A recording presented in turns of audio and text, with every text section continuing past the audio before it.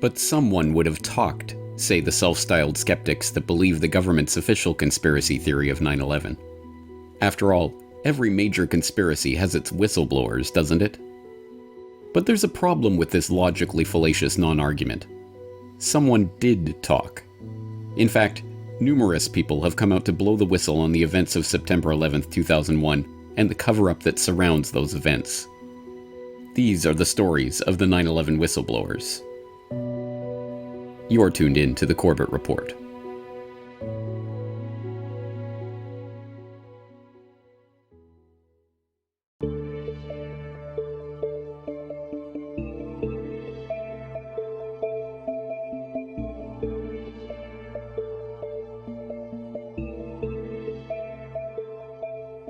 In 2001, Kevin Ryan was the site manager at Environmental Health Laboratories, EHL, in South Bend, Indiana.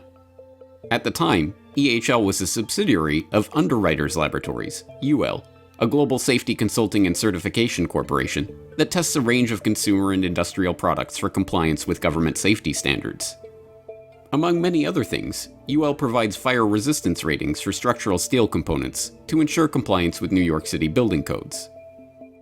Just weeks after the events of September 11, 2001, UL's then CEO, Loring Knobloch, visited Ryan's EHL lab in South Bend. During his speech there, Knobloch assured the lab's workers that UL had certified the steel in the World Trade Center buildings, and that we should all be proud that the buildings had stood for so long under such intense conditions.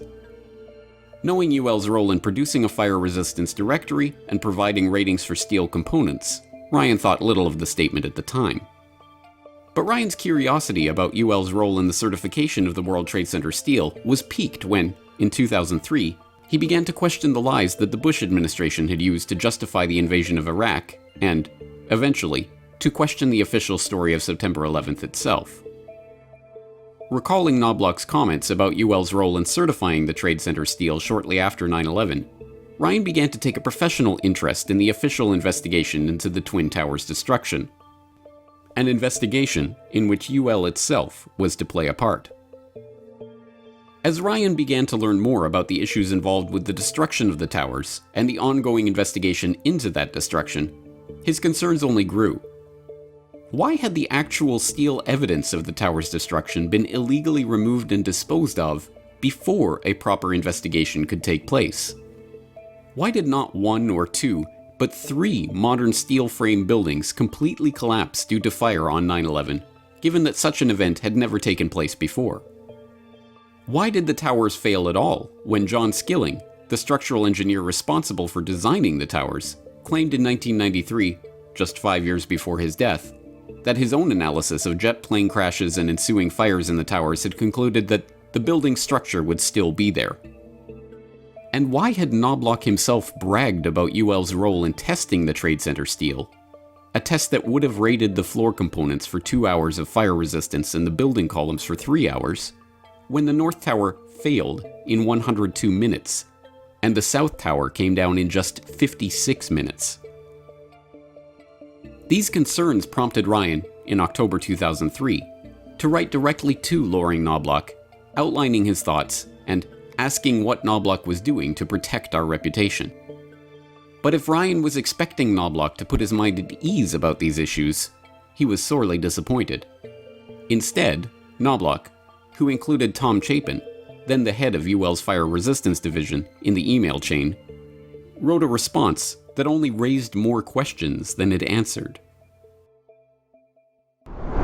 Knobloch copied Tom Chapin on his response to me because it was Tom's job as the leader of the Fire Resistance Division to really address these kinds of things. And interestingly, Tom Chapin had written an editorial letter to the editors of the New York Times in 2002, where he basically admitted again that UL's testing had been behind the fire resistance of the World Trade Center towers. And so I've written about that a little bit. But he was very clear that the World Trade Center stood for as long as it did because of UL's testing. And the problem, of course, with that is that the South Tower lasted for only 56 minutes after after it was hit. And the testing that was required by New York City code was 3 hours of fire resistance for the columns and 2 hours for the floor assemblies. So 56 minutes, and those ratings do not add up. That's just not something that should go unquestioned. So Loring Knobloch wrote back to me after my questions, and it must have been October 2003 when I wrote to him. And he wrote back to me a month later. He said all these things about how your company had tested the steel components used to build the World Trade Center towers. What he meant is we had tested samples of those and provided ratings for fire resistance to the New York City code. Again, 3 hours for columns and 2 hours for floor assemblies. And that information established the confidence that the buildings would stand in those kinds of fire durations. And the test that was used was ASTM E119, which is a standard test, the standard test used for this purpose. And UL is the leader in doing that testing.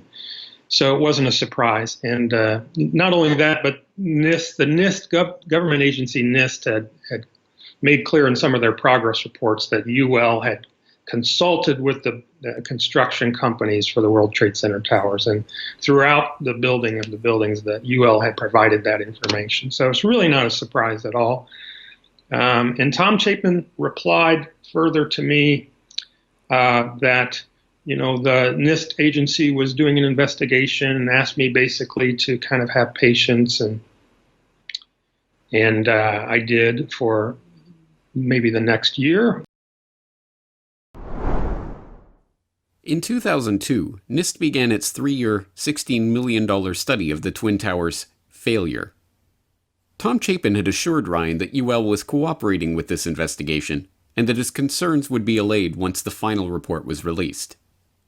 But by 2004, it was already clear that there were serious problems with that report and its preliminary findings, including findings from tests conducted by UL on mock-ups of the WTC floor assemblies that contradicted NIST's own conclusions about the building's destruction.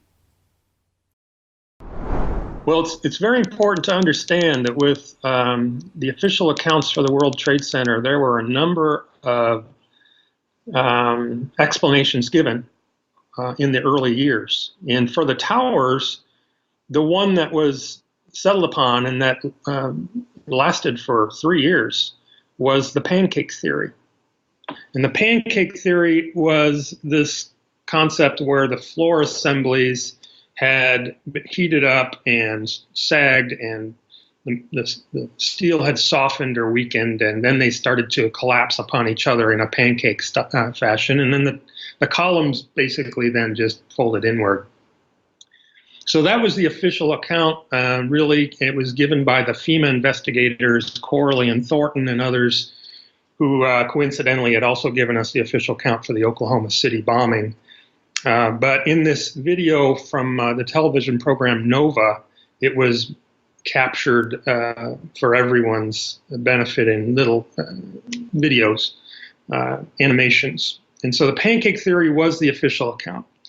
And UL tested the floor assemblies basically for the possibility of this in August 2004. So this was, again, 9 months or 10 months after I had asked my original questions. And they did so by using different assemblies with varying amounts of fireproofing. One of the assemblies had basically no fireproofing on it at all. And they ran it through this furnace in this ASTM E119 test and concluded in the end that there would be no collapse, that the floors would not collapse, even at temperatures and times greater than what we're seeing at the World Trade Center. And they made that clear, NIST made this clear, that the pancake theory was not supported.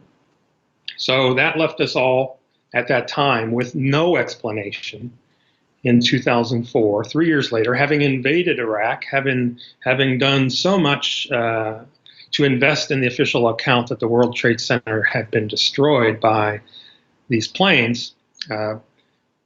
And that was a difficult situation for NIST and for everyone.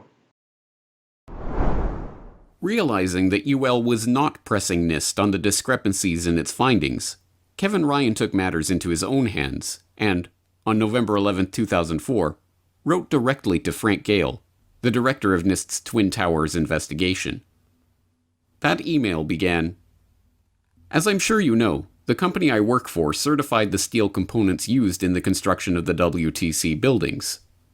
In requesting information from both our CEO and fire protection business manager last year, I learned that they did not agree on the essential aspects of the story, except for one thing, that the samples we certified met all requirements. They suggested we all be patient and understand that UL was working with your team and that tests would continue through this year. I'm aware of UL's attempts to help, including performing tests on models of the floor assemblies, but the results of these tests appear to indicate that the building should have easily withstood the thermal stress caused by pools of burning jet fuel." After pointing out the problems raised by NIST's own investigation, including the tests that disproved claims that the steel in the floor area simply melted, Ryan got to the heart of the matter. This story just does not add up. If steel from those buildings did soften or melt, I'm sure we can all agree that this was certainly not due to jet fuel fires of any kind, let alone the briefly burning fires in those towers. That fact should be of great concern to all Americans. Alternatively, the contention that this steel did fail at temperatures around 250 degrees Celsius suggests that the majority of deaths on 9/11 were due to a safety-related failure. That suggestion should be of great concern to my company. There is no question that the events of 9/11 are the emotional driving force behind the war on terror, and the issue of the WTC collapse is at the crux of the story of 9/11. My feeling is that your metallurgical tests are the crux of the crux of the crux. Either you can make sense of what really happened to those buildings and communicate this quickly, or we all face the same destruction and despair that come from global decisions based on disinformation and chatter. Predictably, if unfortunately, Gale never responded to the email. However, Ryan made the important decision to share the email and his concerns with the broader public. Frank did not respond. No.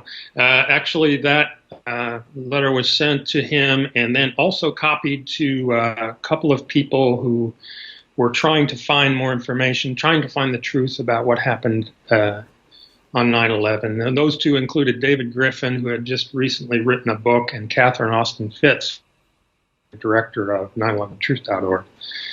Dr. Griffin asked me almost immediately if he could share it publicly.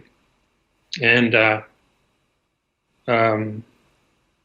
course, with some hesitation, but knowing the importance and believing what I wrote, I told him it was okay. And overnight, there must have been tens of thousands of people reading this letter on the web, and people calling our offices in South Bend at UL constantly, and calling me at home constantly.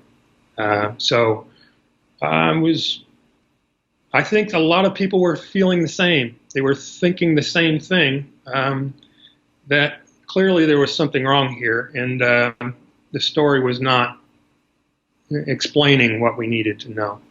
So Dr. Gale did not respond. He's never responded. Maybe one day I will talk to him personally and find out what he thinks. But, these things are clear. In terms of job, it's not really just a career decision, although it is. It's a career decision. It's more of that. More than that, it's a decision about, what kind of world we want to live in, and at a time where that kind of decision is really important, because the book 1984 was supposed to be a fiction, and it's evolving into reality. Ryan did not engage in these actions naively. He knew that allowing his concerns to go public would focus public attention on himself and on UL, and that such actions would have ramifications for his employment. But if he was bracing for those ramifications, he didn't have long to wait. His email to Frank Gale was sent on Thursday, November 11, 2004. It was published on the web the following day. Immediately, Ryan's phone was ringing off the hook and UL was being contacted for comment. That weekend, the company reached out to him to let him know the consequences of his actions. The human resources folks called me that weekend and asked if I would contact the people on the web who had published it and asked that it be taken down.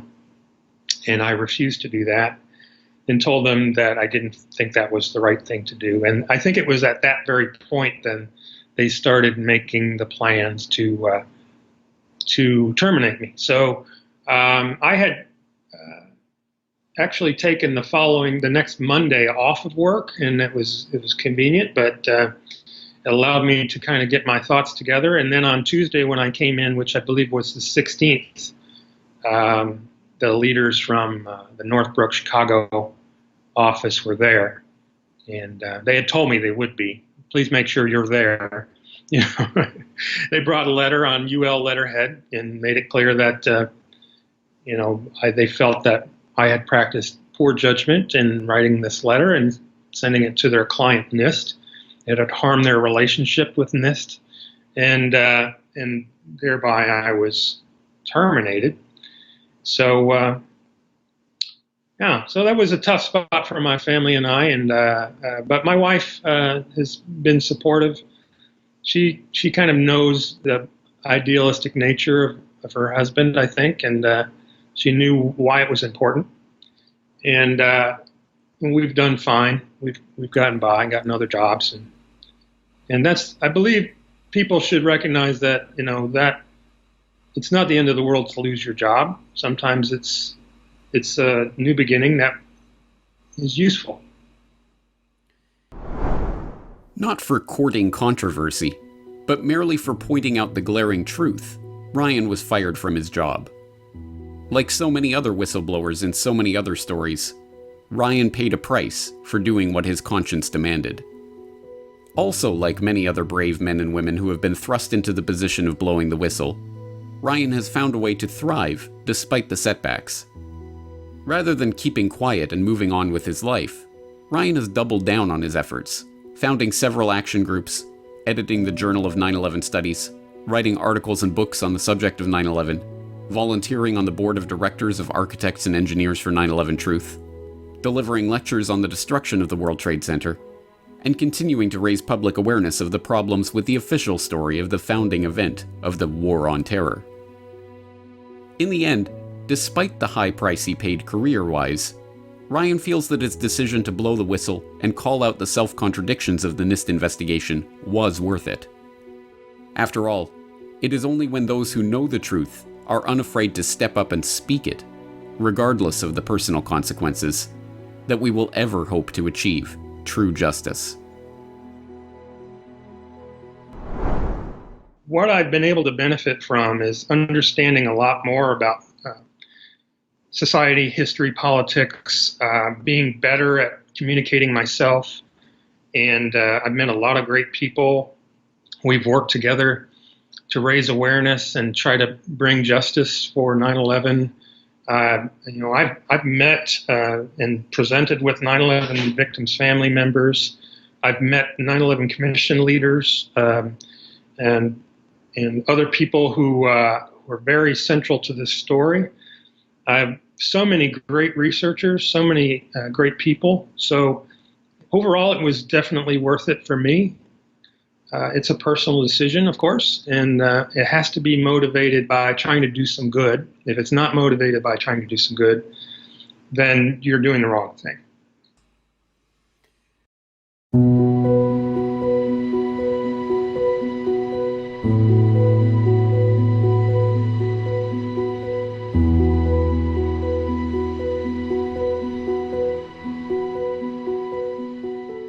Of the many scenes from September 11th, 2001 that have been etched into the public consciousness, few are as iconic as the images of the survivors and first responders escaping Ground Zero completely covered in dust from the destruction of the Twin Towers.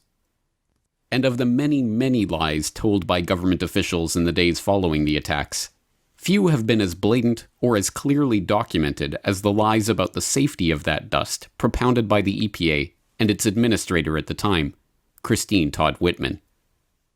You know asbestos was in there, is in those buildings, lead is in those buildings. There are the VOCs. However, the concentrations are such that they don't pose a health hazard. Well, if there's any good news out of all this, it's that everything we've tested for, which includes asbestos, lead, and VOCs, have been below any level of concern for the general public health. Obviously, for those who are down here, these are very important. Statements that EPA officials made after 9/11 were based on the judgment of experienced environmental and health professionals at EPA, OSHA, and the CDC, who had analyzed the test data that 13 different organizations and agencies were collecting in Lower Manhattan. I do not recall any EPA scientist or experts responsible for reviewing this data ever advising me that the test data from Lower Manhattan showed that the air or water proposed long-term health risks for the general public. As we now know, these statements were all lies. As early as September 18th, the very same day that Whitman was assuring New Yorkers that the air was safe to breathe, the Environmental Protection Agency, the EPA, had already detected sulfur dioxide levels in the air so high that, according to one industrial hygienist, they exceeded the EPA's standard for a classification of hazardous. And even in those early days, first responders were already reporting a range of health problems, including coughing, wheezing, eye irritation, and headaches. Even so, Whitman and the EPA persisted in perpetuating the lies about the dust, assuring New Yorkers that respirators were not needed outside of the restricted area around Ground Zero.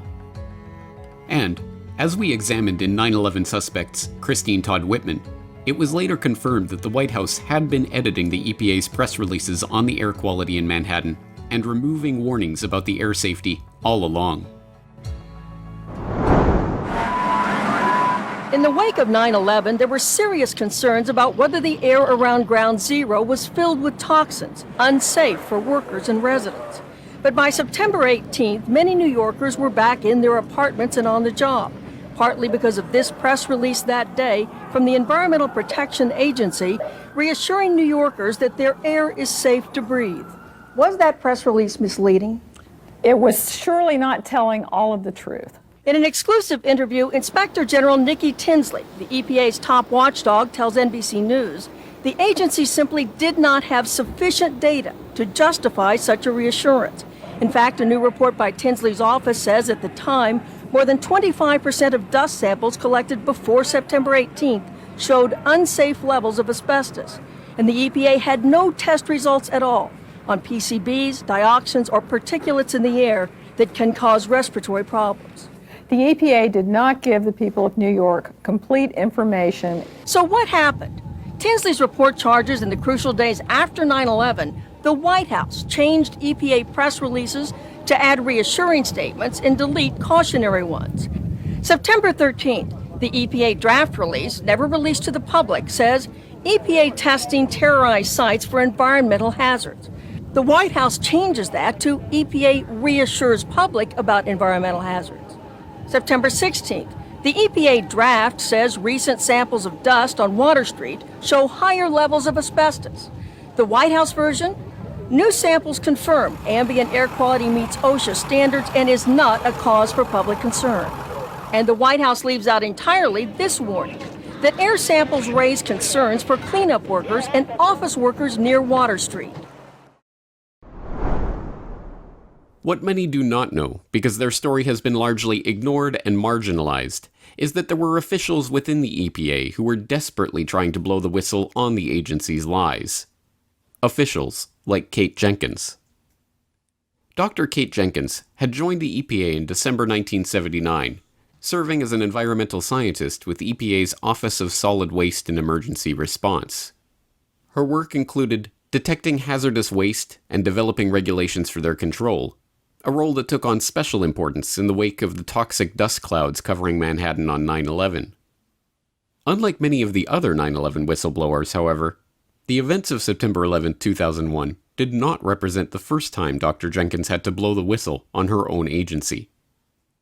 Jenkins dealt with many hazardous waste products in her job, but she specialized in dioxin, aka Agent Orange, a contaminant of wood preservatives that was used in the Vietnam War as a defoliant.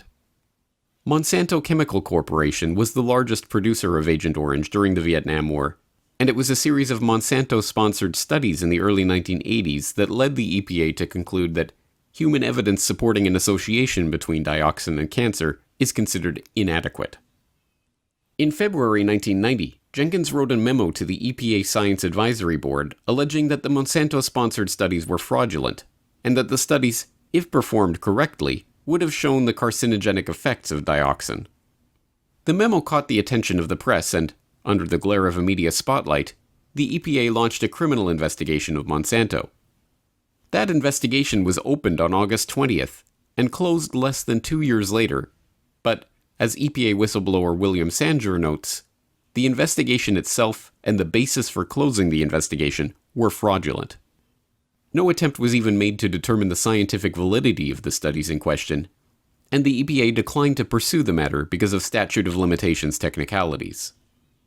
The EPA did, however, find time to mount a campaign of retribution against Jenkins for having the audacity to blow the whistle on the agency and its listing practices for hazardous chemicals. Her workload was reduced, and higher-ups at the EPA immediately began talking about shunting her off into a purely administrative position where she would not be involved with anything that puts her in direct contact with the regulated community or the public. Her supervisor even wrote a letter to Monsanto apologizing for Jenkins' memo questioning their studies. Jenkins filed a complaint with the Department of Labor, and, in a series of cases that were appealed all the way up to the Secretary of Labor himself, it was found that she had been unfairly retaliated against for her whistleblowing, and the EPA was ordered to reinstate her in her previous position. But as nightmarish as that years-long, potentially career-ending ordeal in whistleblowing was for Dr. Jenkins, it was nothing compared to the ordeal she would have to face after the day that changed everything.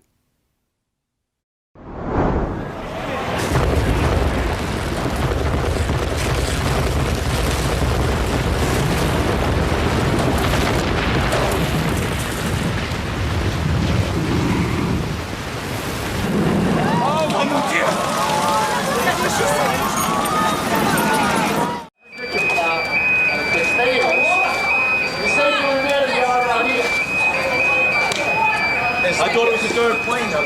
No, the whole top came off. The whole top came off. And then the smoke, all of a sudden I see the smoke follow. I was standing next to the lieutenant, and I couldn't. All of a sudden I couldn't see him. We were under the truck. The top came off. Take American Death Israel.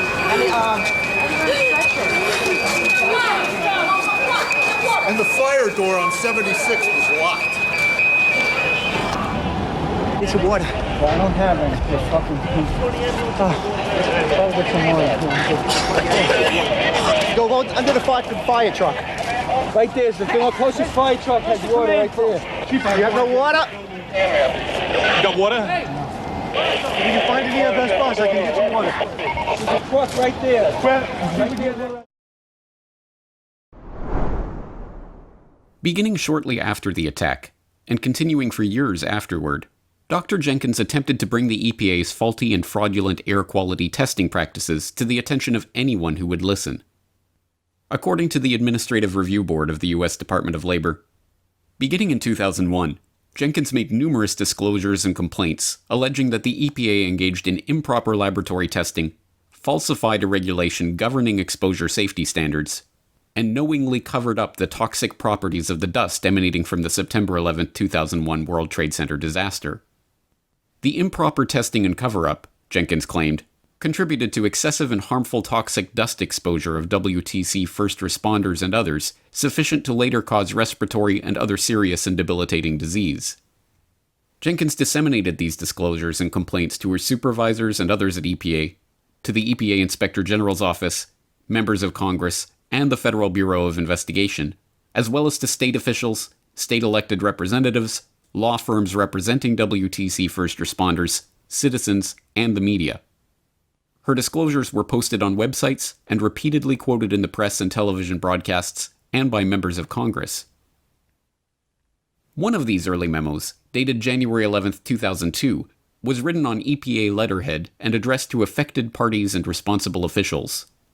It examines the case of Libby, Montana, a designated Superfund site where the federal government is paying to help residents clean the interiors of homes and residential soils that have been contaminated with asbestos from an adjacent vermiculite mining operation.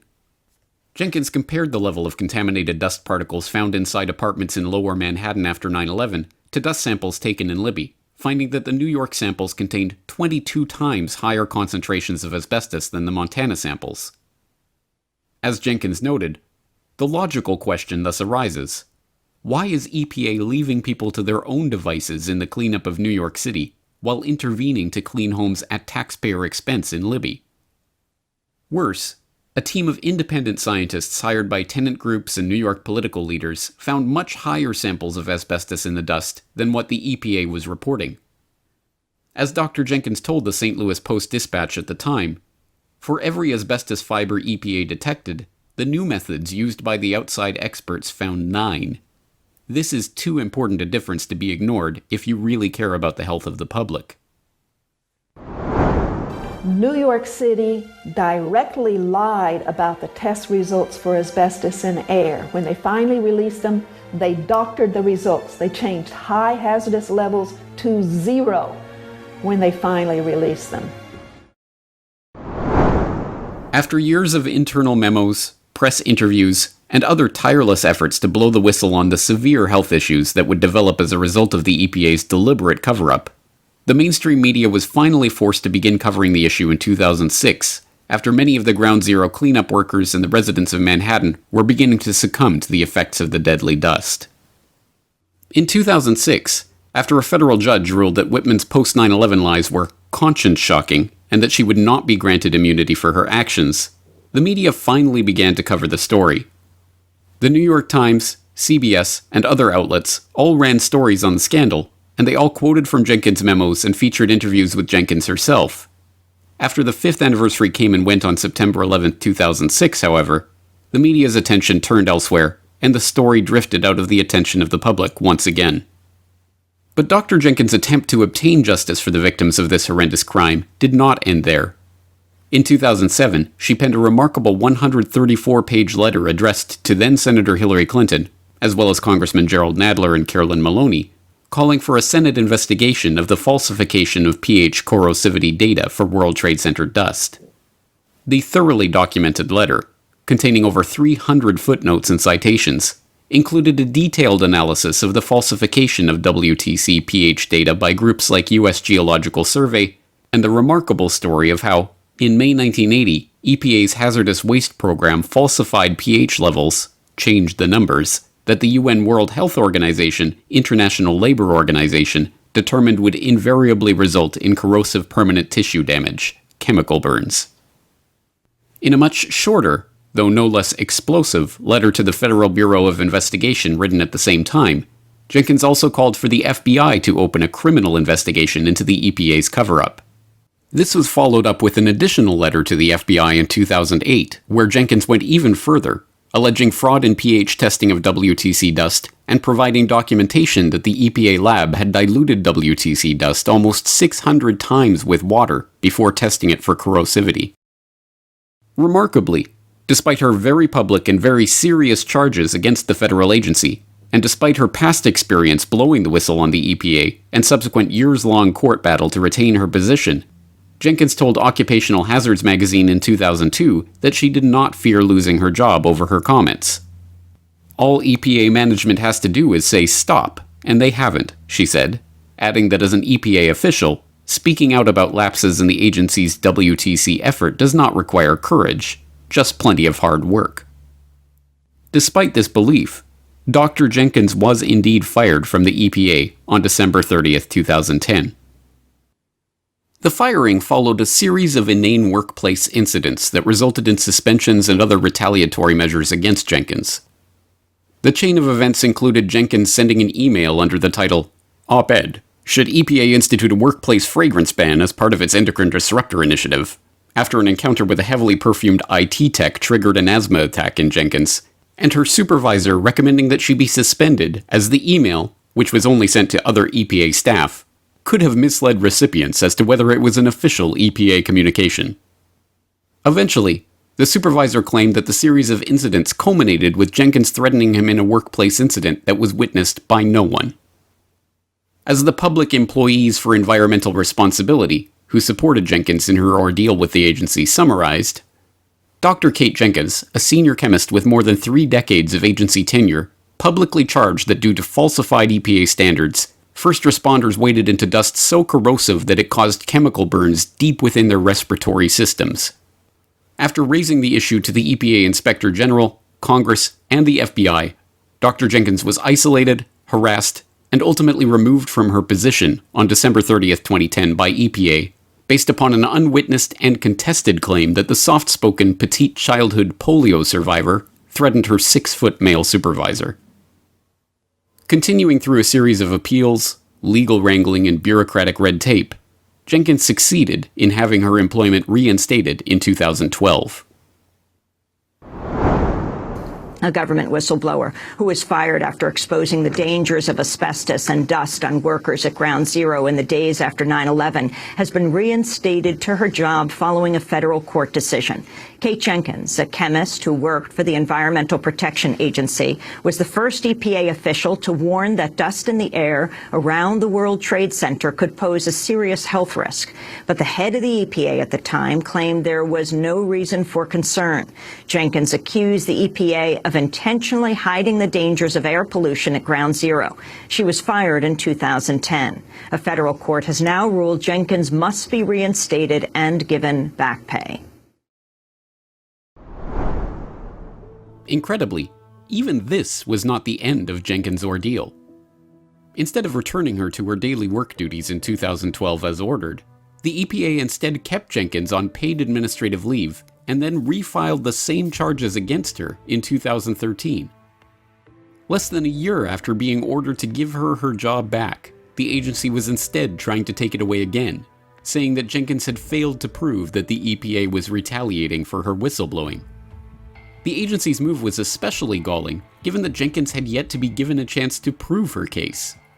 Part of the reason that the EPA had been ordered to restore Jenkins to her job was because the agency had been found to have destroyed records pertaining to her case and otherwise obstructed discovery.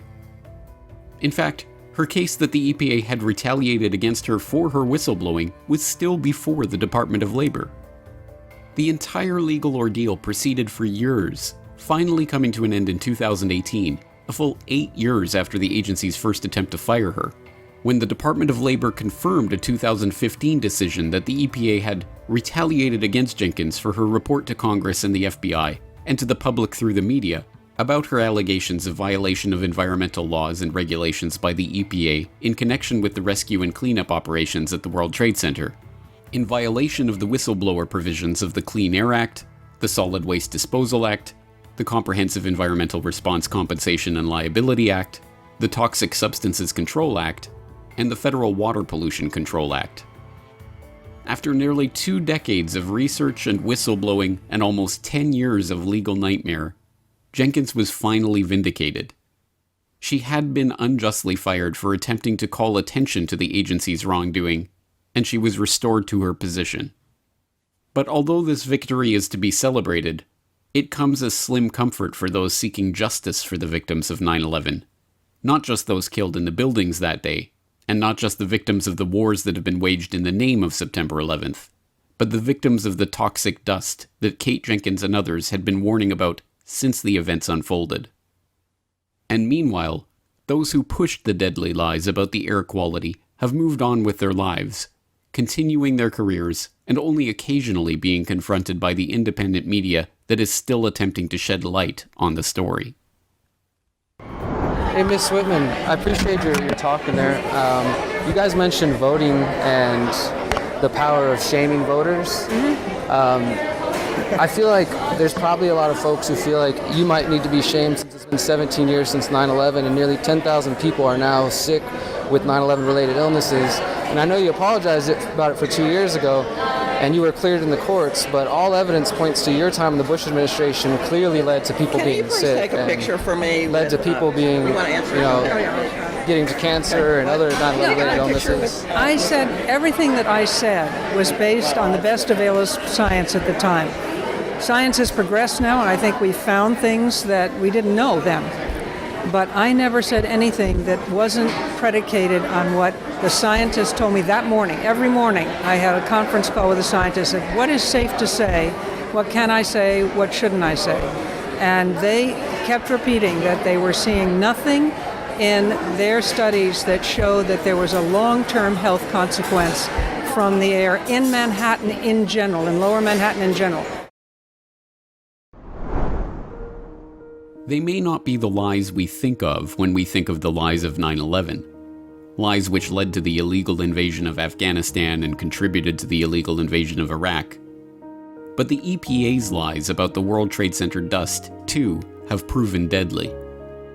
And, like a Cassandra cursed with the ability to foresee a grim future that she could not prevent, Kate Jenkins spent decades of her life warning of the consequences of those lies. And for her service, she faced years of persecution. Worst of all, her warnings were dismissed until they could no longer be denied. And there are still those who claim that 9/11 does not have its whistleblowers.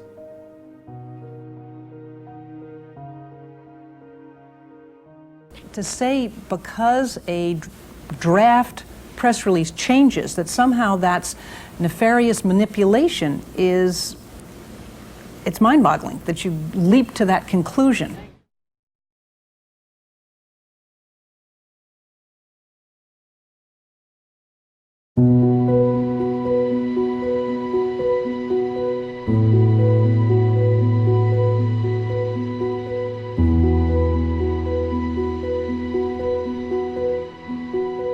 So now they're walking back toward the World Trade Center. And as we keep letting you hear the personal stories, the survivor stories of exactly what happened inside the World Trade Center when that first plane went in, and of course the collapses since then, we're going to bring more of those to you now. Barry Jennings, you were on the 8th floor. You work for the City Housing Department. Explain to me the moment of impact. Well, me and Mr. Hesh, the Corporation Counsel, were on the 23rd floor. I told him we got to get out of here. We started walking down the stairs. We made it to the 8th floor. Big explosion. Blew us back into the 8th floor. And I turned to Hesh, I said, this is it, we're dead. We're not gonna make it out of here. I took a fire extinguisher and I bust the window out. That's when this gentleman here heard my cries for help. This gentleman right here, and he kept saying, stand by, somebody's coming to get you. They couldn't get to us for an hour because they couldn't find us. You thought that was it? I thought we're dead. I thought that was it. I started praying to Allah, I said, that's it, we're gone. In 2001, Barry Jennings was the Deputy Director of Emergency Services for the New York City Housing Authority. After the first plane hit the North Tower at 8:46 a.m. on the morning of 9/11, Jennings was called to the city's Office of Emergency Management in World Trade Center Building 7, along with Corporation Counsel Michael Hess, to help coordinate the emergency response. Entering Building 7 together before the strike on the South Tower at 9:03 a.m., Jennings and Hess were surprised to discover that the office had been abandoned. Receiving a phone call from his superior, Jennings was warned to leave the building immediately. Descending via the stairwell, Jennings and Hess reached the 6th floor before an explosion blew them back up to the 8th floor, trapping them inside the building. After hours of chaos and confusion, including the collapse of the Twin Towers and repeated attempts to draw the attention of first responders, the pair were finally rescued by firefighters. Hours later, World Trade Center Building 7, also known as the Salomon Brothers Building, collapsed at free-fall acceleration directly into the path of most resistance. After 7 years of investigation, the National Institute of Standards and Technology, NIST, determined that the building had not come down due to explosives or controlled demolition, as many alleged, or due to structural damage from the collapse of the Twin Towers, an explosion in the building's fuel oil systems, or any of the other suggestions that had been put forward and retracted by NIST over the course of its investigation. Instead, NIST spokesman Shyam Sundar insisted that the building had collapsed due to ordinary office fires. The collapse of World Trade Center 7 on 9/11 was a rare event. Our study has identified thermal expansion as a new phenomenon that can cause the collapse of a structure. For the first time, we have shown that fire can induce a progressive collapse. Jennings' remarkable story was captured by Jeff Rosen, reporting on the ground for WABC TV, just moments after he and Hess had been rescued from the building. But it wasn't until several years later that Dylan Avery and Jason Bermas, the creators of Loose Change, the first viral internet documentary, discovered the clip of that interview from the day of 9/11 and realized that Jennings' testimony was one of the few eyewitness accounts of one of the deepest mysteries of that day: the destruction of WTC-7. So while we were doing research for obviously our next cut of the film, Loose Change Final Cut, Loose Change Second Edition gave us a real opportunity to go around and do an investigation. And we had so much archived footage sent to us because this was long before the days of the internet where you get something high quality on the spot. And Dylan found footage of Barry Jennings that had been unedited that we had not seen that really suggested that he was absolutely in Building 7. And we also correlated that with him being with Michael Hess. And Michael Hess was the right-hand man of Giuliani. He was the city corporation counsel.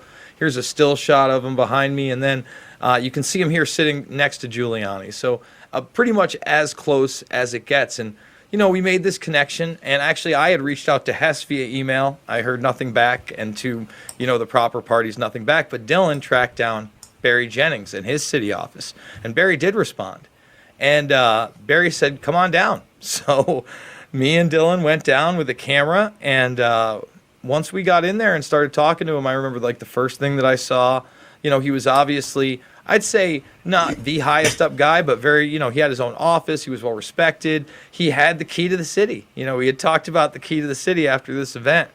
And he even told us how he had seen Loose Change Second Edition. Basically, what I can remember, he was pretty sympathetic to our cause. He talked to us about Fahrenheit 9/11.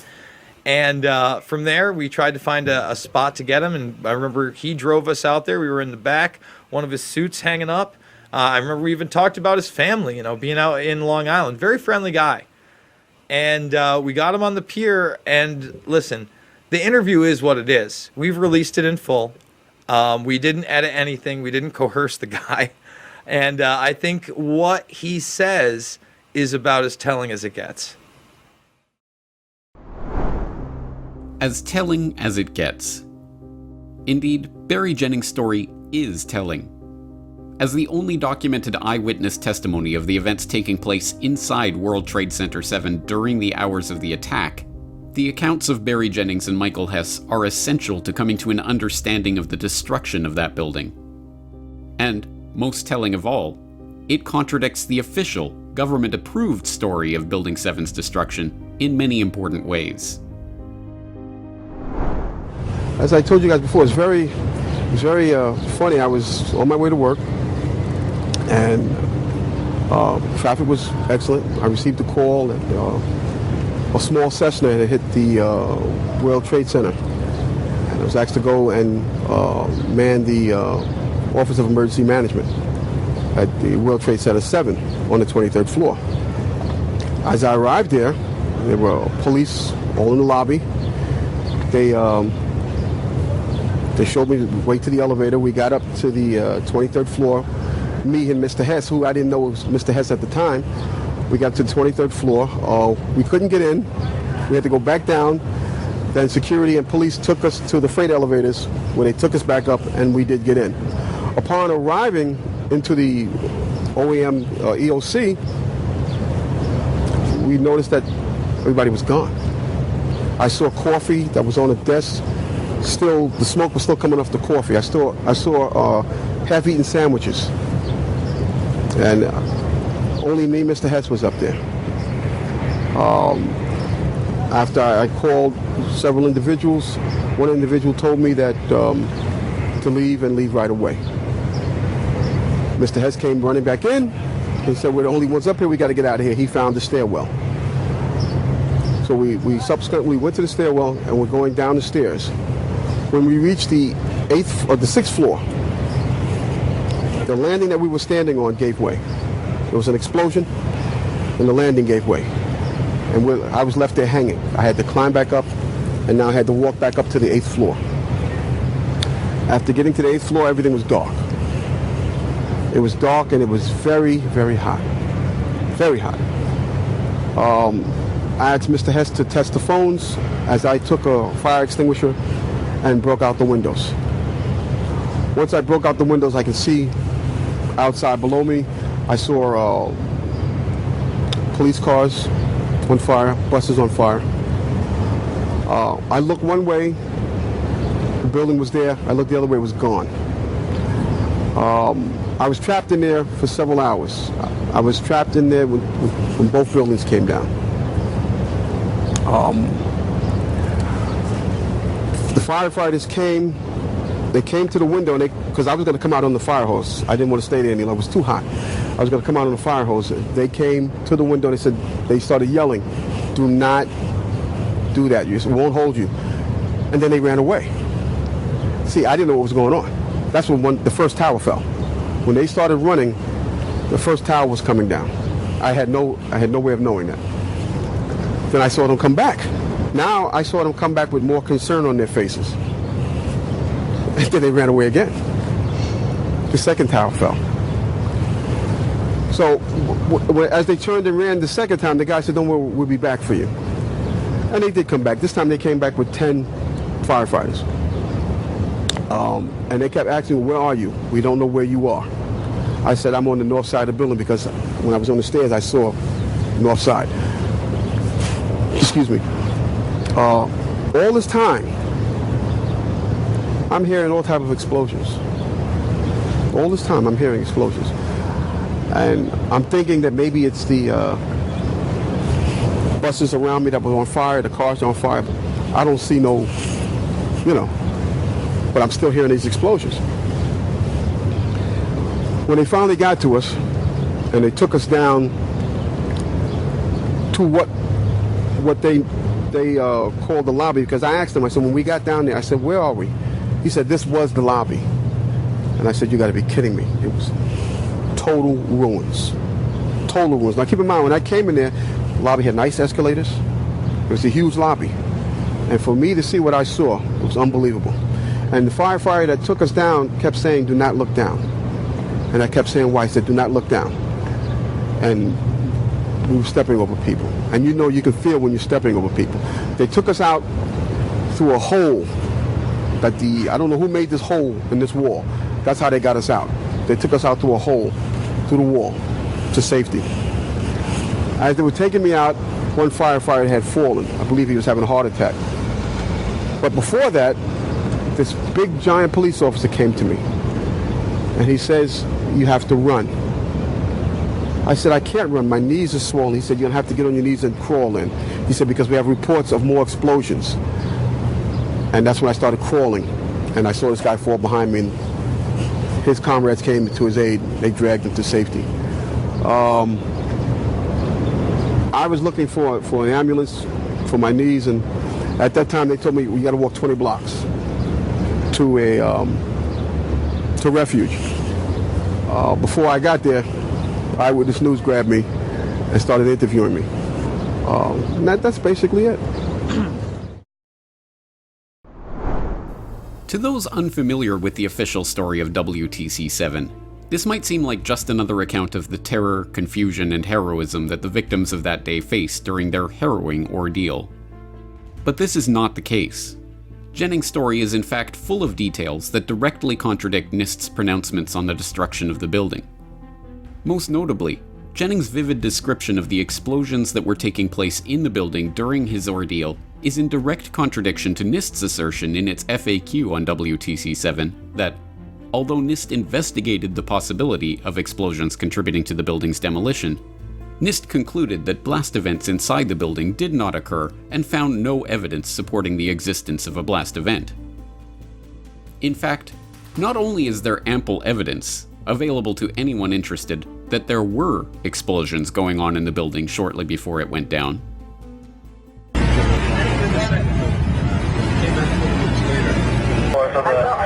building were on fire, and we heard this sound that sounded like a clap of thunder. You want to call your mother or something? me right now. You gotta get back from here. You know that. You gotta get back. But Jennings' personal account confirms that there were numerous explosions taking place inside WTC-7 in the morning, hours before the building was destroyed. The BBC, in its Conspiracy Files program on the Third Tower, tries to muddy the waters by implying that the explosions that Jennings testified to were in fact the dust and debris from the Twin Towers demolitions impacting Building 7. At that time, I received a phone call from one of my higher-ups, and he said, "Where are you?" And I said, at, the Emergency Command Center." A long pause. And then he came back and he said, "Get out of there now." At 9:59, the 1,300-foot South Tower collapses. Oh my God! I wanted to get out of that building in a hurry. So I started, instead of taking one step at a time, I'm jumping landings. When I reached down to the 6th floor, there was this eerie sound. The whole building went dark, and the staircase that I was standing on just gave way. At 10:28, the North Tower collapses in just 11 seconds.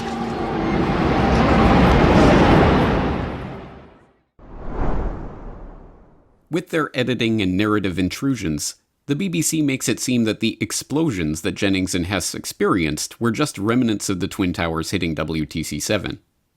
But in his interview with Dylan Avery and Jason Burmis, Jennings was completely adamant that he could still see both towers standing after the explosions happened. What happened was, when we made it back to the 8th floor, as I told you earlier, yes, both buildings were still standing, because I looked one way, looked the other way, now there's nothing there. When I got to the 6th floor, before all this happened, when I got to the 6th floor, there was an explosion. That's what forced us back to the 8th floor. Okay. Both buildings were still standing. Keep in mind, I told you the fire department came and ran. They came twice. Why? Because building Tower 1 fell, then Tower 2 fell. And then when they came back with all concern now, like, to get me the hell out of there. And they did. And then we got out of there. I got in the building a little before 9, a little after 9. I didn't get out of there until like 1. It's important to note that Jennings' story does not present a different view of the official story of 9/11. It undermines that story entirely. Multiple explosions taking place in the lower floors of Building 7 before the Twin Towers' destruction shows that NIST was wrong to dismiss the possibility of explosive demolition of WTC-7. Given that the explosions that trapped Jennings and Hess was not falling debris from the Twin Towers, and was not a fuel oil tank explosion, a point stressed by Jennings and confirmed by NIST, then the most likely possibility, pre-planted explosives that were timed to go off during the attacks, remains not only uncontested, but unconsidered by NIST or any other investigative agency. Indeed, the 9/11 Commission, which called Jennings in to question him about his story in one closed-door meeting that was never followed up, did not even mention the stunning, symmetrical, free-fall demolition of World Trade Center Building 7 in its final report on the attacks. The BBC, as we have seen, attempted to bring Jennings' story in line with the official story by purposely misleading its viewers about the timeline that Jennings himself insisted on. And NIST, infamously, took 7 years to finally offer an account of Building 7's collapse. An account so absurd as to be self-refuting. Here's a video taken on 9/11 that shows WTC-7 collapsing. Note the kink in the east penthouse and the progression of the screening wall and the west penthouse collapsing from east to west. Here's our structural model showing the building collapsing, which matches quite well with the video of the event.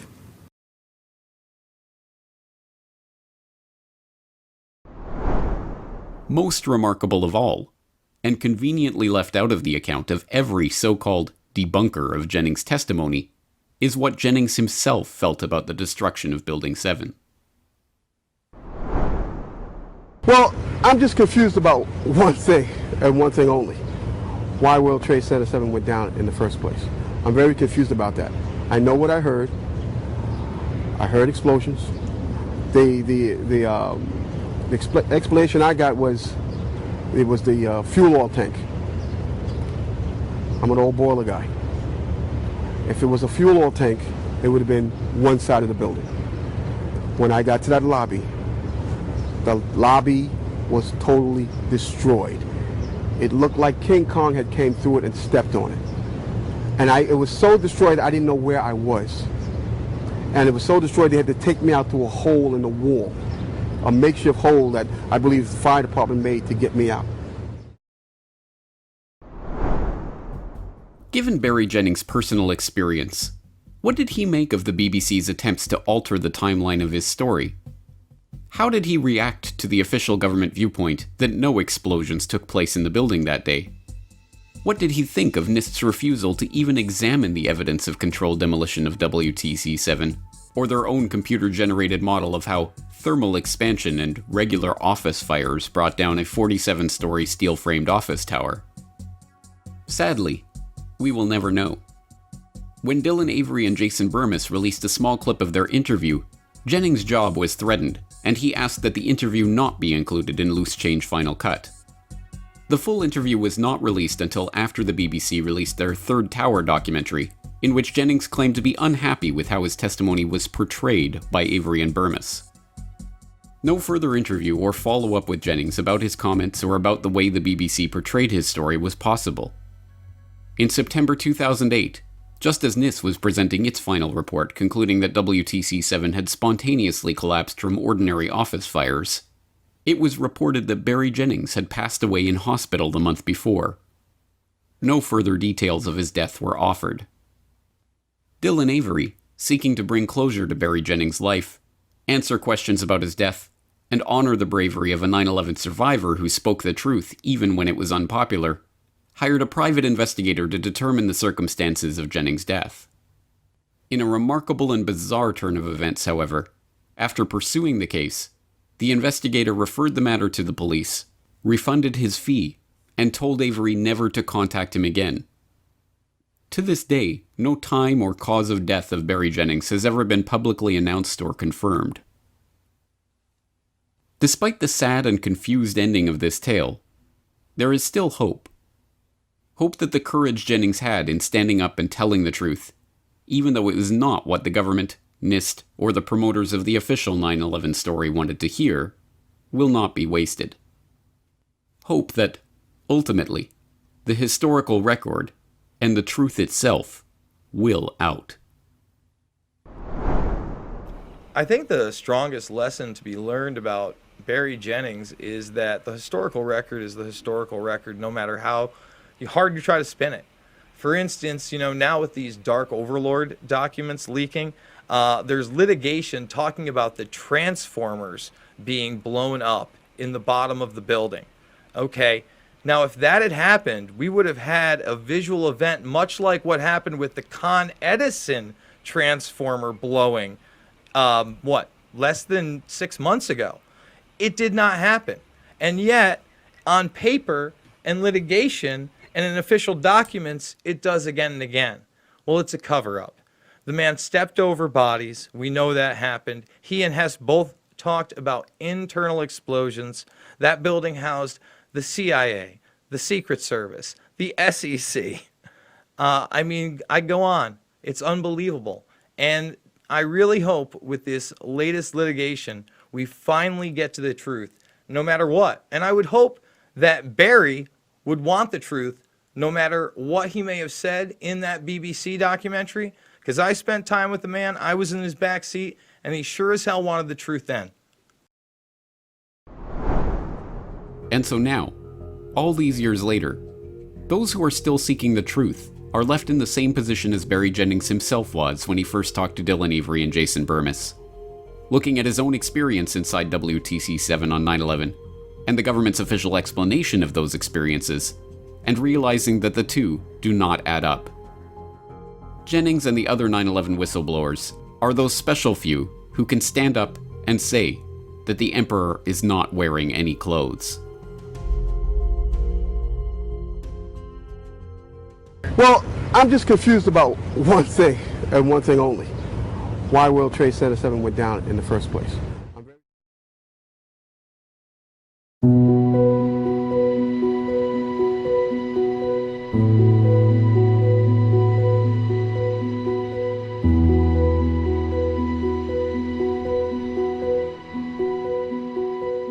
In the days after September 11th, 2001, while the toxic dust was still settling on Lower Manhattan, details began to emerge about the terrorists who had allegedly hijacked the fateful 9/11 flights.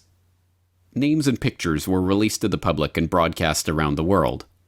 Ziad Jarrah, Hani Hanjour, Marwan al-Shehi, Mohammed Atta. Even before the official story had begun to coalesce, the foreign faces and unfamiliar names flashing across the screens seared themselves into the consciousness of a traumatized public and left little doubt. This attack was the work of Muslim terrorists. But at the same time, information began to come out that created problems for this narrative. Reports of these devout Muslim fundamentalists drinking alcohol and partying in strip clubs. Revelations that 2 of the suspects had been allowed into the US after being identified as Al-Qaeda agents. Confirmation that these same agents lived with an FBI asset while in the US. And even the testimony of a senior military intelligence official that a counter-terror program had been specifically warned not to investigate Mohammed Atta in the lead-up to 9/11. According to Congressman Kurt Weldon, it was a secret Pentagon intelligence unit, codenamed Able Danger, that knew a year before 9/11 that lead hijacker Mohammed Atta was in the United States and connected to Al-Qaeda.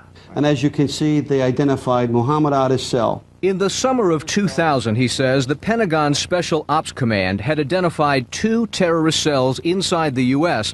and knew of the connection between Atta and 3 other men who became hijackers. When the agents recommended telling the FBI, Weldon says, Clinton administration lawyers said no, because Atta was in the country legally and could not be targeted by military intelligence. And their recommendation to bring the FBI in to take that cell out, which was ignored, and they were told you can't do that. So a year before 9/11, they had their picture, they had the picture of Mohammed Atta, and they knew roughly where he was? Yes. But of the many bizarre pieces of the alleged 9/11 hijacker puzzle, none gets closer to the heart of the mystery than the seemingly innocuous revelation that 14 of the alleged hijackers' visas to enter the United States had been issued at the same office, the U.S. consulate in Jeddah. That so many of the visas were issued from a single office may seem like a minor footnote at first glance, but it is not. In fact, the Jeddah consulate is not just another U.S. consular office. It has a history of issuing visas to terrorists at the request of the CIA.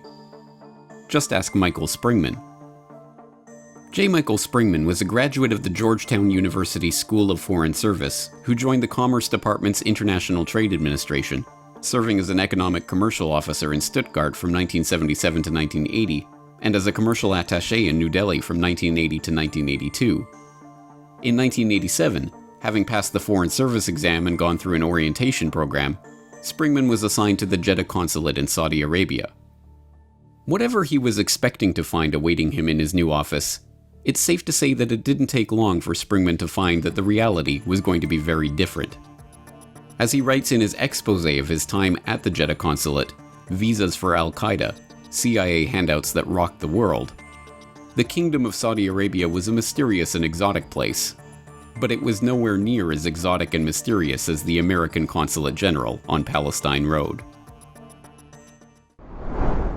Well, when I got to Saudi Arabia, I began hearing all kinds of strange things about the problems my predecessor had made for me. I had heard this, in fact, from Walter Cutler, the American ambassador, just before I left. He spent 45 minutes telling me about all the problems that my predecessor, Greta Holtz, had created.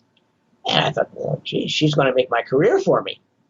And I get to Jeddah, and I'm being requested, it's your decision, of course, Mike, but we have this problem here with this visa, and we have an especially good contact, and we'd like to have the person get a visa to come to the United States. Can you do it? And I'd interview them, and I'd give them the visa. And after a while, these people began to be really strange characters that had no ties either to Saudi Arabia or to their own country, and I would refuse them.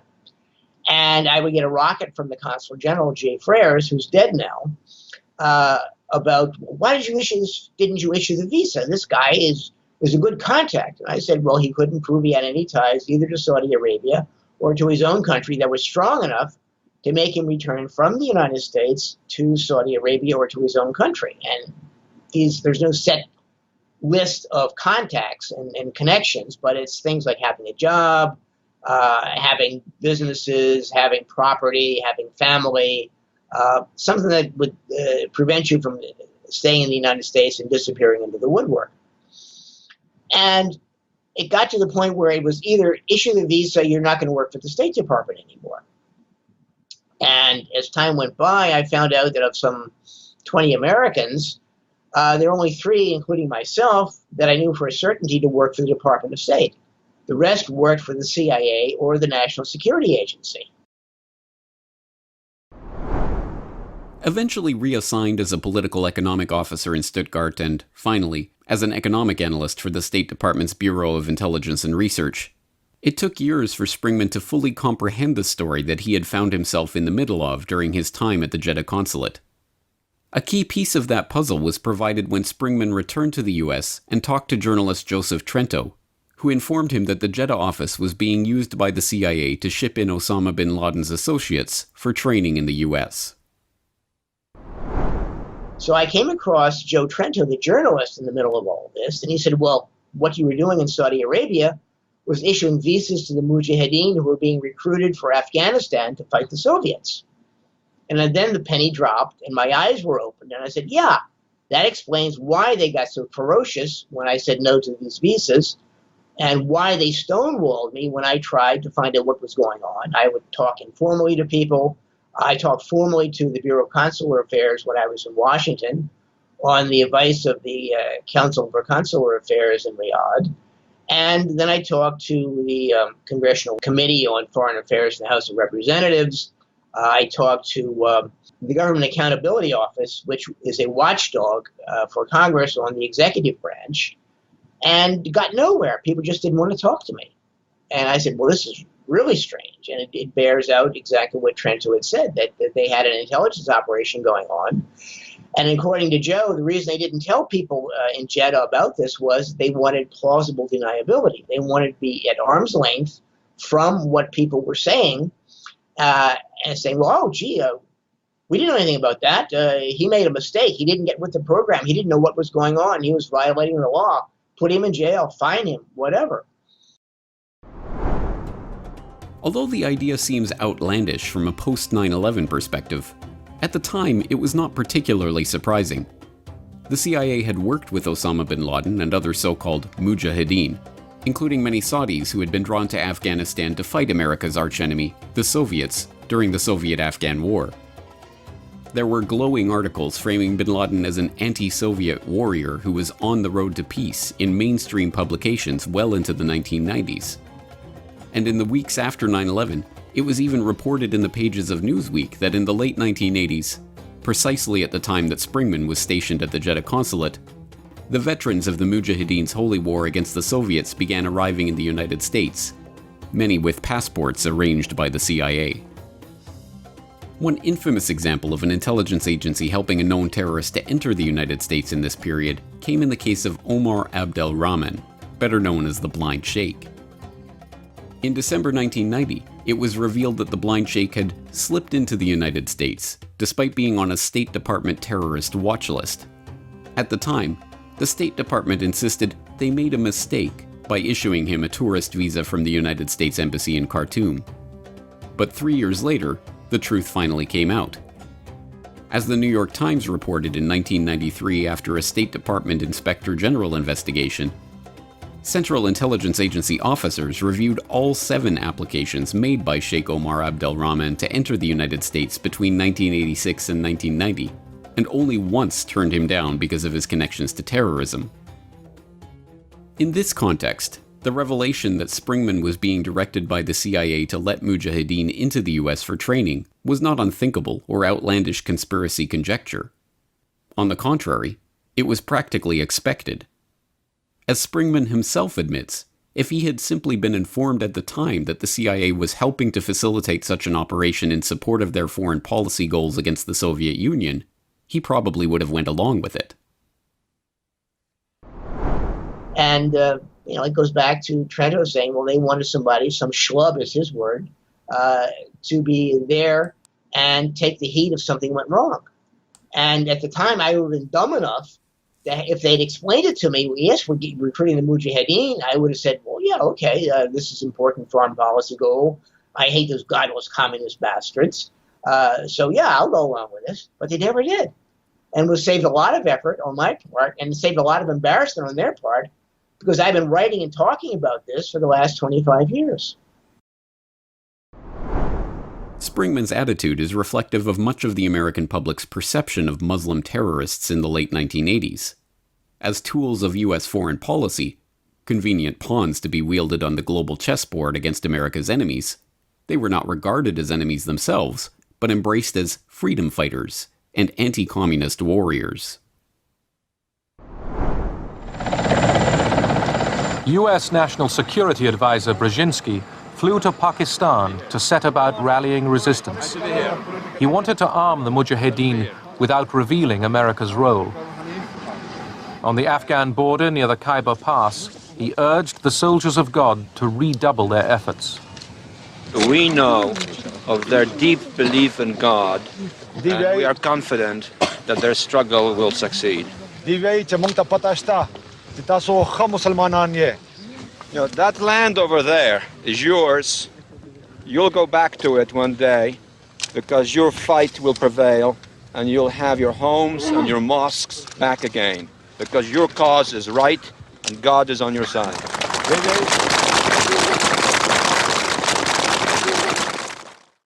The goal of the United States remains a genuinely independent Afghanistan, free from external interference. An Afghanistan whose people choose the type of government they wish. An Afghanistan to which the 4 million refugees from Soviet aggression may return in safety and, yes, in honor. On behalf of the American people, I salute Chairman Khalis, his delegation, and the people of Afghanistan themselves. You are a nation of heroes. God bless you.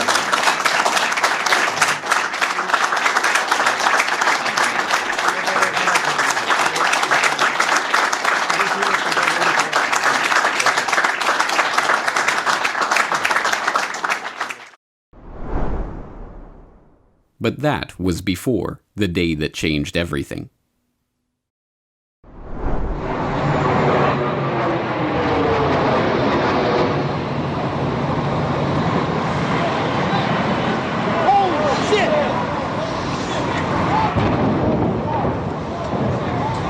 So you have no idea right now? There's another one. Another plane just hit. Right. Oh my God! Another plane has just hit. It hit another building. Yeah, I don't want to alarm anybody right now, but apparently there was an explosion of some kind here at the Pentagon.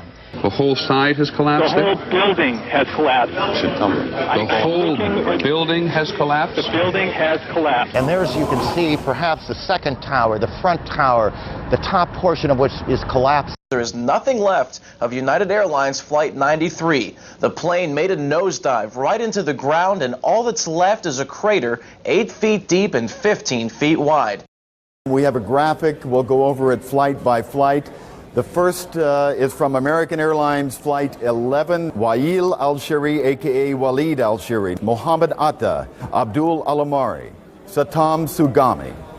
Let's go next to United Flight 175 from Boston to Los Angeles, Marwan al-Shehi, Fayez Ahmad, Mohald al-Sheri, Hamza al-Ghamdi,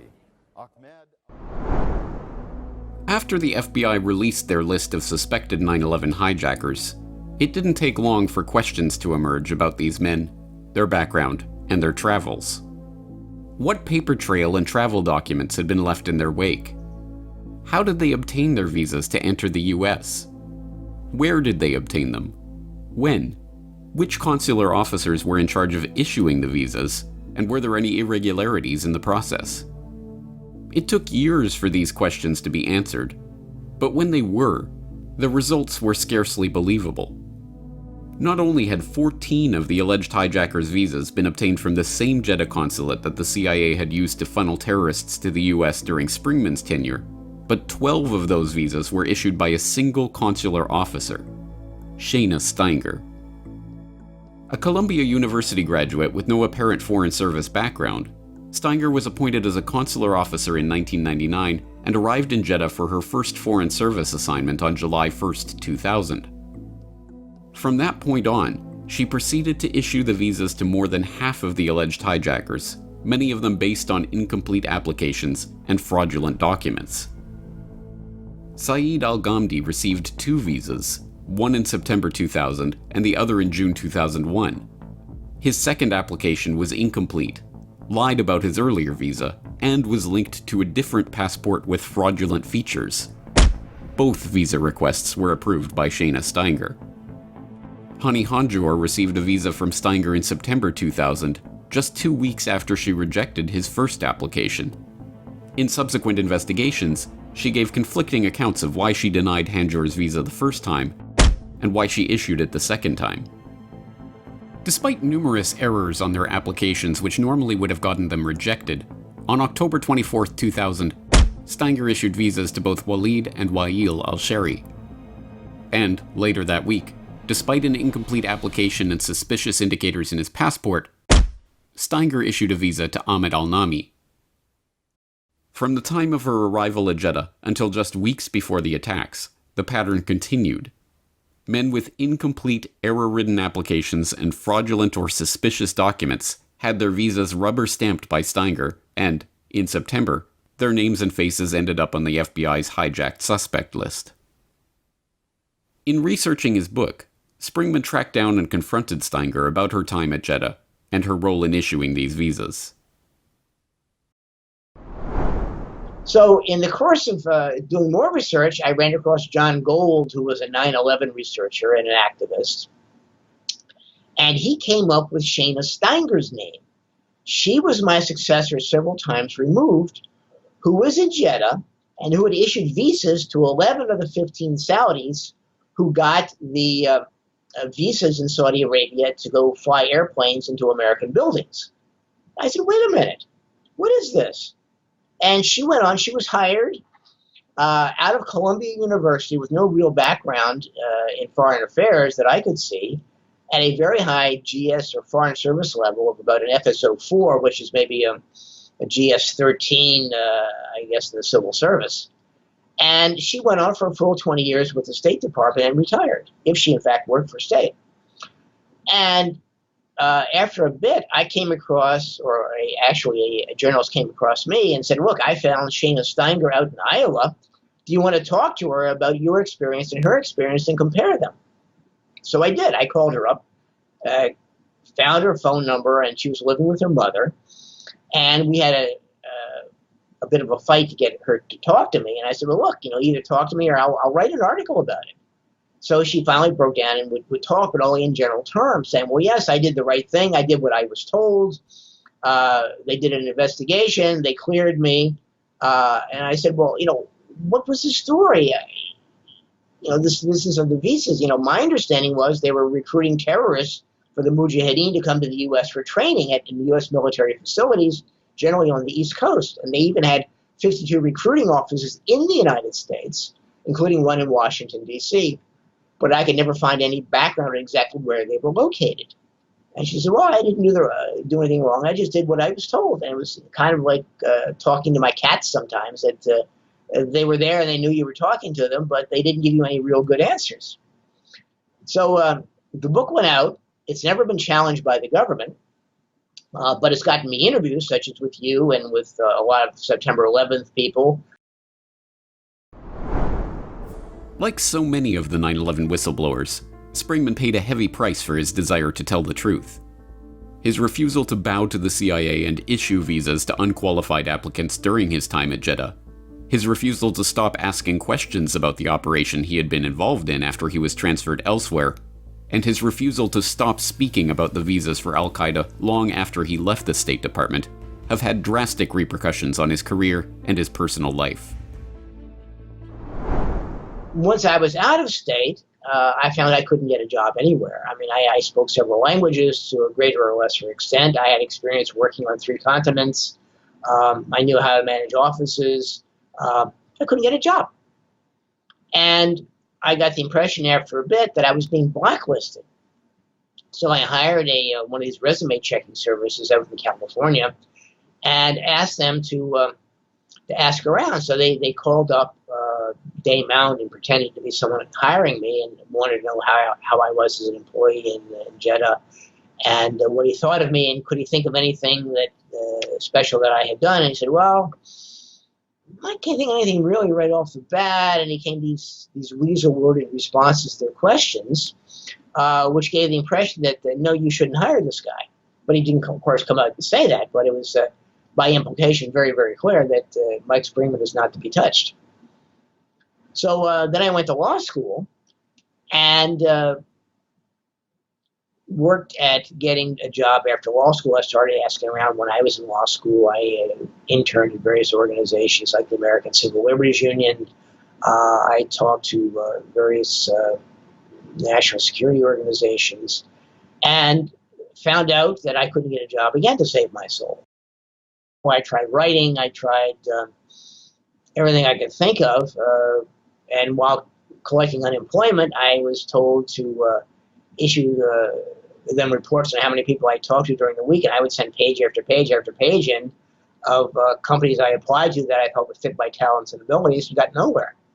So I figured, the government is still in there pitching, trying to keep me out of any kind of a gainful employment, because that's how you get rid of people permanently. They don't have any money, they can take your house. You have no money to do anything except put food on the table if you can. So it was a very nasty few years. And for all of this sacrifice, we are still no closer to learning the truth about the Jeddah consulate and the CIA operations there than we were 2 decades ago. That 14 of the 19 alleged hijackers received their visas from the same office, 12 from the same consular officer, is just the start of a deep and largely unexplored rabbit hole that brings not just the travel patterns or the intelligence connections, but the very identity of those suspects into question. Biographical details and pictures of 2 separate Ziad Jarrahs have been released to the public, and in fact multiple photographs of a number of the alleged hijackers appear to be pictures of entirely different people. A Walid al-Shari appeared alive and well in Morocco after 9/11 to protest the use of his name and photograph in stories about the supposed hijackers, and he was joined by an Abdul Rahman al-Omari in Jeddah, who the FBI were forced to apologize to for falsely naming as a suspect. Newsweek reported that 5 of the alleged hijackers received training at secure US military installations in the 1990s. Amidst the confusion, FBI Director Robert Mueller was forced to admit that the Bureau was not certain as to the identity of several of the men on their suspect list. These issues remain untouched and largely forgotten by a public that, through a process of suggestion and association, have come to believe largely without question that the 19 faces in the iconic hijacker lineup are the perpetrators of 9/11. It is only through the story of people like Mike Springman that we can begin removing those layers of lies and obfuscations from the story of 9/11 and come to a better understanding of the truth. And in the end, that idea, that we can get closer to the truth, that wrongs can be righted and lies exposed, is the idea that motivates whistleblowers like Mike Springman. Whistleblowers who have come forward at great personal expense to shine light on these long-buried and inconvenient truths. I think, I have to look at what I did and look at myself. And, as the story goes, look at your face in the mirror every morning. But I've been reading some emails sent to me by a good lawyer, contact, lobbyist, and attorney on Stoicism. And they're having things from Marcus Aurelius and Epictetus and other folks. And one of the things that I saw was their comment that memento mori, that you expect to die. And you don't fear death, you don't look forward to death, but at the end of the day, you think, well, what have I done this day, the last day that might be the rest of my life? I may not wake up tomorrow morning. Have I balanced the accounts? Have I done something of substance? Have I tried to rectify a wrong? Have I tried to do something good to balance out the evil in the world? So that's one of the reasons why I keep doing this. I figure if I've got nothing else to do for the rest of my life, I've got to square the balance. And regrettably, I've got to say, educate the ignorant if I can.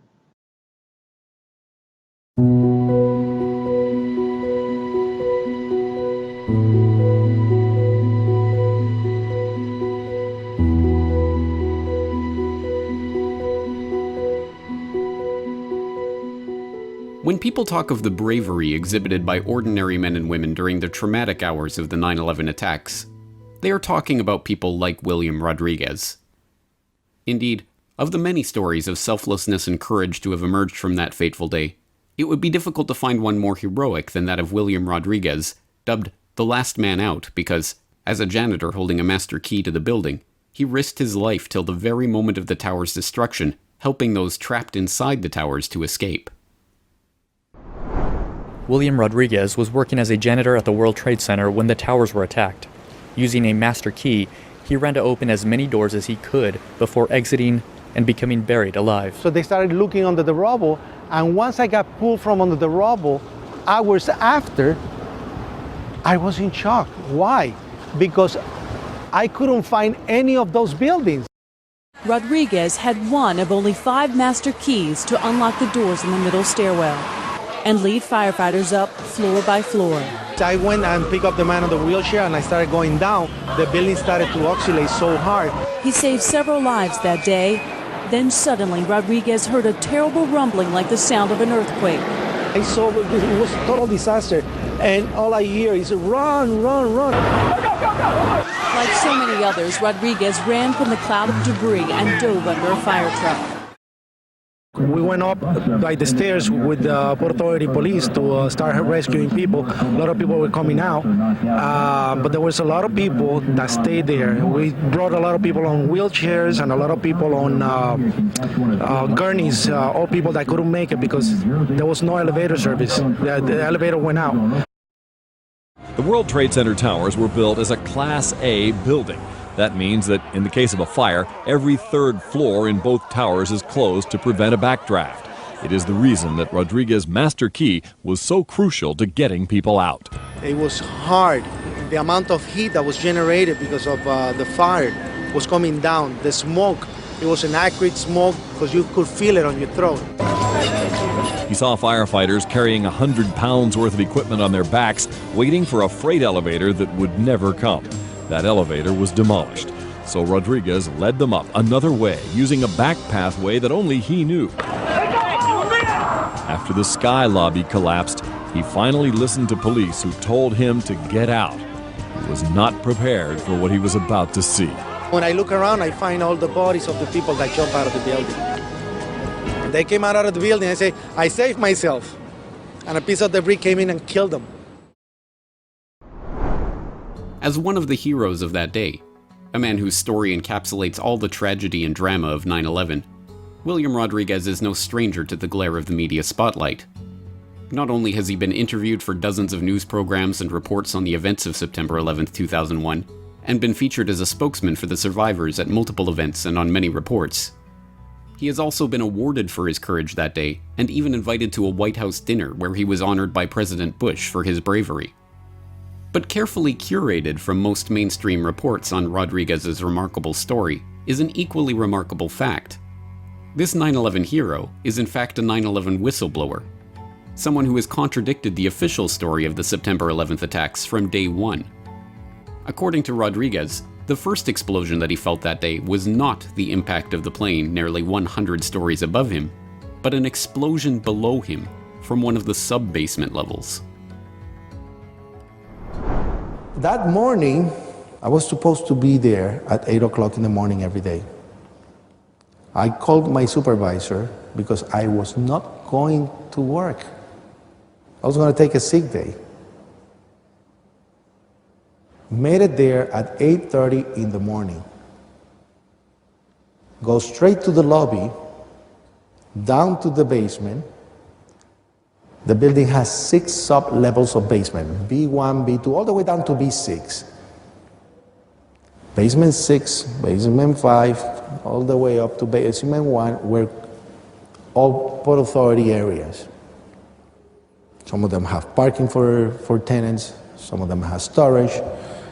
B1 office, B1 level, is where they have the support office for my company, the cleaning company, American Building Maintenance. So I was talking to the supervisor, and at 8:46 we hear boom! An explosion so hard that pushed us upwards in the air, upwards. And it came out from below us, from the mechanical room that was right below us. And it was so loud and so powerful that all the walls cracked, the false ceiling fell on top of us, the sprinkler system got activated, and everybody started screaming so loud because they didn't know what was going on. And the first thing I'm going to say is that a generator just blew up on the B2 level, the level below me. And everybody's screaming. And when I'm going to verbalize it, 6 to 7 seconds after, we hear, "Bah!" The impact all the way on the top of the building of the plane. 2 different events separated by almost 7 seconds, separated by time. And now, I work in the building for 20 years. I know the difference of a sound coming from the top and one from the bottom. So when everybody started, what the heck is going on? A person comes running into the office saying, "Explosion, explosion." His hands extended, all the skin pulled from under his armpits, on both arms, hanging. And we thought it was clothing. It was part of his clothes. Until he gets closer, he was coming like this, like a zombie. Explosion, explosion. And when I looked at him, I realized it was his skin, like when you take off a glove and you let it hanging. And when I get to see his face, all this part was hanging of his face. And everybody started screaming in horror. And I say, "Don't move." The guy was a black guy named Felipe David, worked for a company called Aramark. Rodriguez's story provides startling and credible eyewitness testimony that undermines the official myth that there were no explosives in the Twin Towers that morning. Rodriguez is insistent on a number of points. That there was a loud and distinct noise at 8:46 a.m., that it came from beneath them in the sub-basement level and blew them upwards, and that it notably preceded the sound of the plane impact above them. This has led Rodriguez to conclude that there was an explosion in the sub-basement before the plane impacted the North Tower, something which the 9/11 Commission and other official government investigations into the attacks denies. And, importantly, Rodriguez has been telling this same story, including the same detail about Felipe David, since the day of 9/11 itself. William Rodriguez is a maintenance worker at the Trade Center, I believe. In any case, he's on the phone with us now. Mr. Rodriguez, can you hear me? Yes, I can hear you clearly.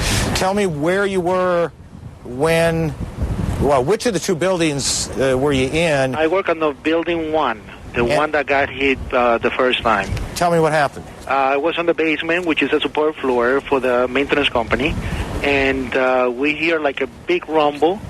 Not like an impact, like a rumble, like something like moving furniture on a massive way. And all of a sudden we hear another rumble, and a guy comes running into our office, and all his skin was off his body. All his skin, we went crazy. We started screaming. We told him to get out. We took everybody out of the office outside to the loading dock area, and then I went back in. And when I went back in, I saw people, I heard people that were stuck on an elevator, on a freight elevator, because all the elevators went down. And water was going in, and they were probably getting drowned. And we get a couple of pipes and opened the elevator, and we got the people out. If it were only William Rodriguez who heard, saw, and experienced explosions inside the Twin Towers that morning, then such testimony would be easy enough to rationalize away. Maybe Rodriguez had become confused in the chaos of that morning. Maybe he had interpreted the sound and explosion incorrectly. Maybe he was lying to gain attention. But William Rodriguez is not the only person who heard, saw, and experienced explosions inside the Twin Towers that morning. In fact, hundreds of people, including office workers, police, firefighters, and others, have reported explosions all throughout the morning, from before the moment of plane impact all the way up to the explosive demolition of the towers themselves. What was it like? What was it like? Horrible. It's like hell. You don't want to know. The whole building just collapsed on us inside the lobby. Was that a secondary explosion? Yes, it was. That was the planet probably. Yeah, definitely a secondary explosion. We was inside waiting to go upstairs, and on the way upstairs, the whole fucking thing blew. We just collapsed on everybody inside the lobby. Similar to the first tower coming down, secondary. I don't know about the first one, but I know the second one was terrible. Then there was a third one too after that one. Third explosion after that. That's right. Everybody was inside the building, waiting to go upstairs, and they just let loose. Everything just let loose inside the building. So what you told me is that there was a plane or whatever hit the building, then a secondary explosion. It was like 3 explosions after that. We came in after the fire. We came when the fire was going on already. We was in the staging area inside the building, waiting to go upstairs. And then exploded. The whole lobby collapsed on the lobby inside. And you were working there? Yes, I was right there. I was down in the basement, came down, all of a sudden the elevator blew up, smoke. I dragged the guy out, his skin was hanging off, and I dragged him out, and I helped him out to the ambulance. Arthur Del Bianco is one of the lucky few, able to tell a tale of survival from a hospital bed. All of a sudden, it was like bang, bang, bang, bang, bang, like bullet shots, and then all of a sudden 3 tremendous explosions, and everything started coming down. I think a bomb went off in the lobby first, then a plane hit the building, but then another plane hit the other building. But when I was coming through the doors on the other side of the Trade Center, either they blew the lobby up or something, because it blew the glass out of the doors and knocked us all down, and I got smoke and everything on me.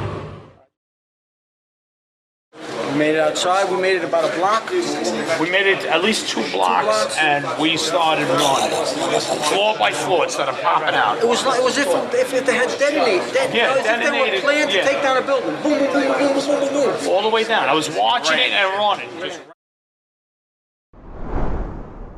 These stories, collected haphazardly by reporters at the scene that day, paint a very different picture of 9/11 than that portrayed by NIST and the 9/11 Commission. Rather than a progressive collapse due to fire and burning jet fuel, these stories suggest that what was happening inside the Twin Towers that morning was in fact a series of explosive events. Explosive events that were powerful enough to cause internal collapses within the building well below the point of the plane impacts and fires, and even, according to multiple witnesses, events that preceded the impact of the plane. But is there more systematic and rigorously collected evidence of these explosions? Is there a repository of such testimony that would confirm what Rodriguez and many others have affirmed since the day of 9/11 itself? Namely, that there were explosions taking place inside the buildings that morning. In fact, there is such a repository. In the wake of 9/11, New York Fire Commissioner Thomas Von Essen ordered the collection of oral testimony from firefighters, paramedics, and emergency medical technicians who responded to the attacks that morning. That collection, amounting to more than 12,000 pages of testimony from 503 people, was then promptly sealed. It took a lawsuit and 4 years of court battle for the collection to be finally released to the public. One of the researchers who spent time poring over that testimony was Graham McQueen, a retired associate professor at McMaster University and the former director of that university's Peace Studies Center. What he found in that repository of oral history, and presented in a scholarly article for the Journal of 9/11 Studies, was an unmistakable pattern. Time after time, these first responders reported experiencing explosions in the Twin Towers. Explosions that cannot be accounted for in NIST's official explanation of the tower's destruction. There is other eyewitness explosion evidence that corroborates Rodriguez, at least in a general way, meaning that there were people talking about explosions in the basement. There were lots of people talking about tremendous explosions and fire in some of the elevators, blowing the doors off elevators. And some of this testimony can be found on the internet. I found some of it in the FDNY oral histories. Firefighters talking about the doors being blown off elevators. And so there was some kind of very destructive event. Also, the windows in the lobby, which were very strong windows, were blown out by the time most of the firefighters got there. And as one of them said, it looked like a plane hit the lobby. There were other explosions that went off over the next hour or so before the buildings started to come down. And when they came down, there were patterns of explosion from around the point of plane impact all the way down. Apparently, we were supposed to believe that the building was coming down because of structural failure. But again, these were timed very well to go off in a particular way. And this is one of the reasons we know that these were explosions and that this was a controlled demolition. There were patterns, and they were explosions that were extremely strong, taking out these massive buildings and pulverizing them in less than 20 seconds. This was not structural failure. Rodriguez's story was not some fanciful invention that he spun during the most dramatic and horrific hours of his life. It is a story that fits into a pattern of explosive testimony related by many other witnesses that day. It is also a story that is deeply uncomfortable for those in the government and the media who were eager to celebrate the acts of bravery New Yorkers committed that day, but who will never report the explosive truth about the events at the World Trade Center that demolish the official government conspiracy theory of 9/11. It is remarkable that Rodriguez, immediately recognized and celebrated for his heroism on that day, would continue to insist on his story even as the official story, the one that insisted there were no explosives used that day, began to take shape. But he did. For years, Rodriguez used his speaking opportunities on mainstream media and at memorials and commemoration events to inform the public about explosions in the Twin Towers that morning. Unsurprisingly, despite the attention and accolades he received for his remarkable story in the early days of 9/11, he soon found himself becoming persona non grata in the mainstream media because he refused to go along with the official lies about what happened that morning. It says Safety Fire Department of New York. A rescue jacket he wore over his torn shirt, a lantern from the rubble. It doesn't work, but another memory from 9/11. And a piece of marble from high up on the 44th floor. This saved for a decade. I put it in my pocket because it was just such a shocking realization. As well as memories that he relives every single day. I was put from the rubble and I started looking for other people, and I only found pieces of human beings. William Rodriguez, a janitor in the Twin Towers for almost 20 years and 9/11 survivor, who saved hundreds of lives on September 11th by unlocking door after door for firefighters and dragging out at least a dozen people with his own bare hands. Known as the last man out before the World Trade Center collapsed, his unlikely story had the media glued to him like bees to honey. Ordinary people doing extraordinary things like William Rodriguez. Becoming a voice for the victims, Rodriguez was honored as an American hero, only to be left homeless in the aftermath of the tragedy. Funny thing, I will give the 800 number on camera, and when I call the 800 number, they deny me the help. And shunned by the mainstream media soon after. Censorship. I believe that censorship started from the very beginning, because when I was telling my story, they told me, oh, cut this out, cut this out. No longer a sweetheart of American broadcasts, William now talks mostly to foreign outlets. The reason? His version of 9/11 differed from the official scenario. It was the first hijacked plane that hit the... It was the first hijacked plane. No, hello, that was an explosion before 9/11, before the plane hit the tower. Even more remarkably, Rodriguez went beyond simply telling the truth about what he witnessed that day.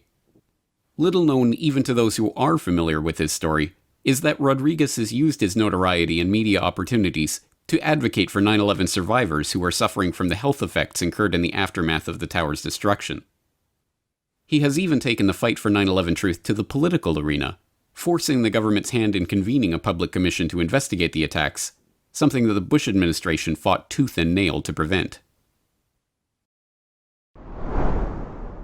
The 9/11 Commission is a book of 576 pages and 576 pages of lies, because the 9/11 Commission exists because I went with 3 other people to Congress to ask that we wanted a formal investigation of the events of 9/11. And you may remember that the president said, we don't need an investigation, we know who did it.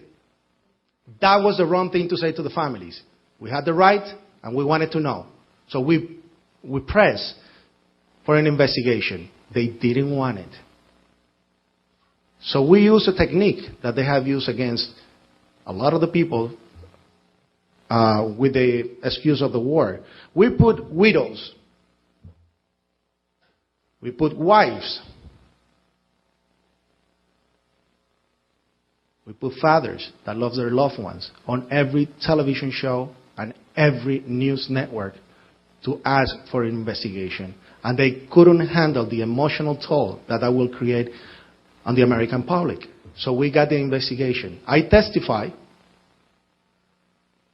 behind closed doors. They didn't want me to do the testimony in an open hearing. Everything else, everybody else, open hearings. You saw the hearings. Mine was behind closed doors. I agree because I did not know what was the process. And I thought up to that point that they were going to do the right thing. We created the Family Steering Committee, and we gave the commission 168 questions to answer. We only have 22 of those questions answered.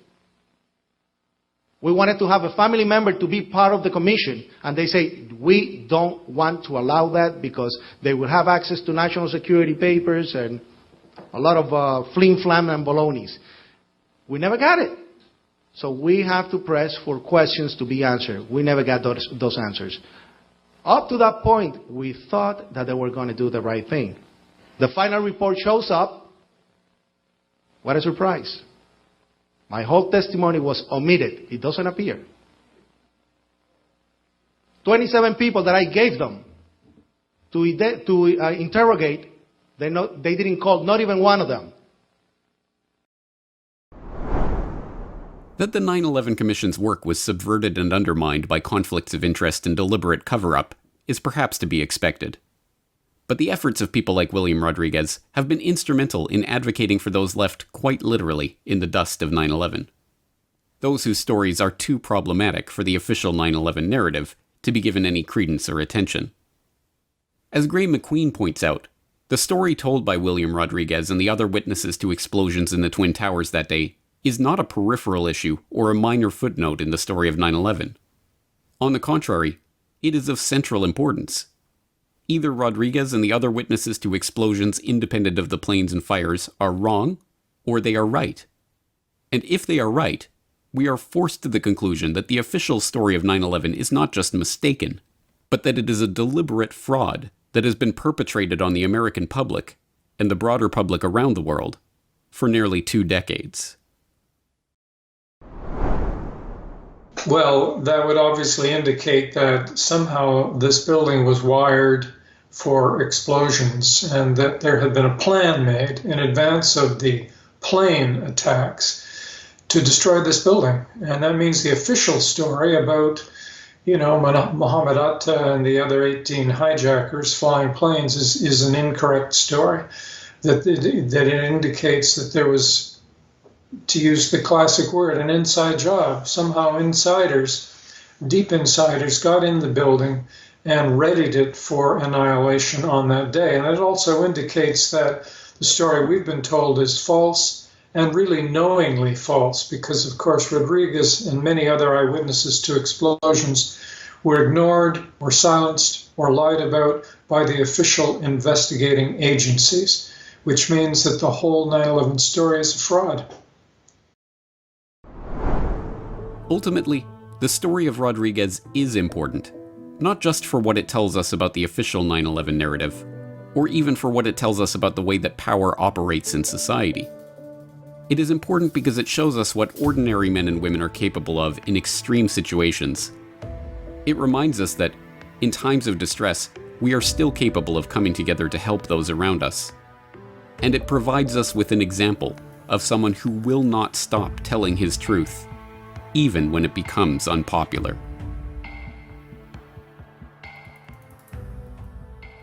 Our wounds are still open. We're still hurting. We're still going through the process of the traumatic shock syndrome, PTSD. You call me a hero. I call myself a survivor. For me, the heroes died on 9/11, in my opinion, because they died helping others. I just had the only tool available for me at that time to do great things. So I'm a survivor. I have that survivor's guilt. Why did I survive and my friends didn't? And now, 16 years after, it hits me stronger because I see the families, I see new families that came out from people that I saved.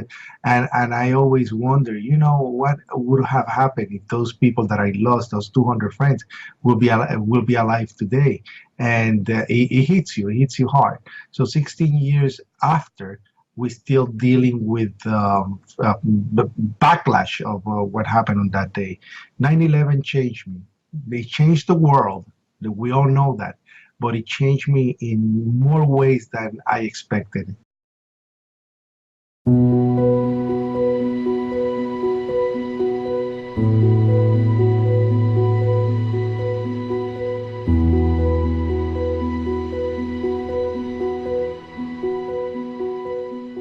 Of all the 9/11 whistleblowers, perhaps the most noteworthy are the 9/11 commissioners themselves.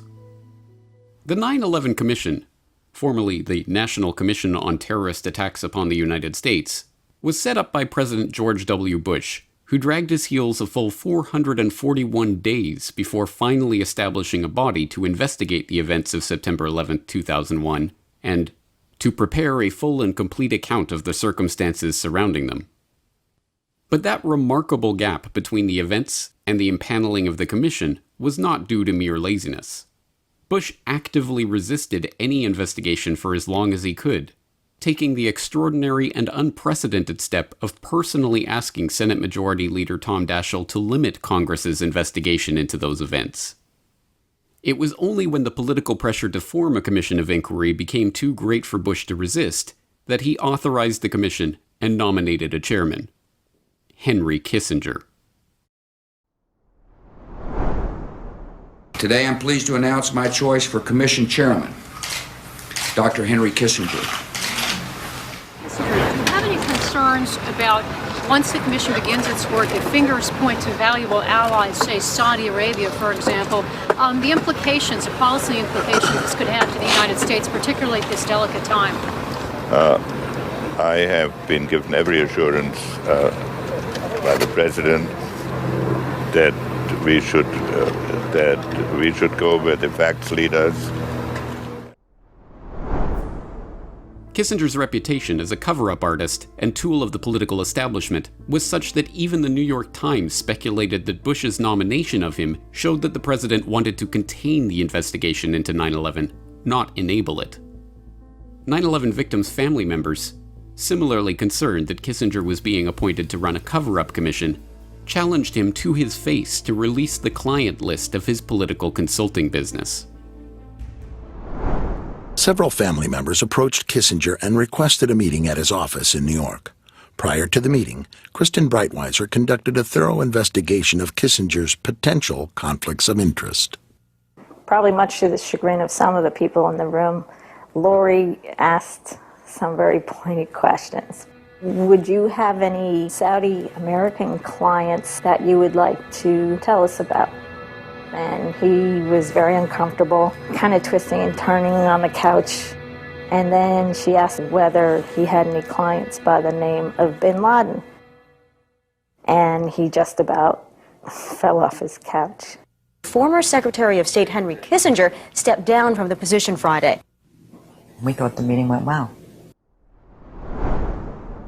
The next morning, Kissinger resigned his post as head of the 9/11 Commission, and former New Jersey Governor Thomas Kean and former Indiana Congressman Lee Hamilton were appointed chairman and vice chairman respectively to take his place. Remarkably, The suggestions of political cover-up did not end there, nor were they confined to a marginalized, lunatic fringe of conspiracy theorists derided by the establishment media.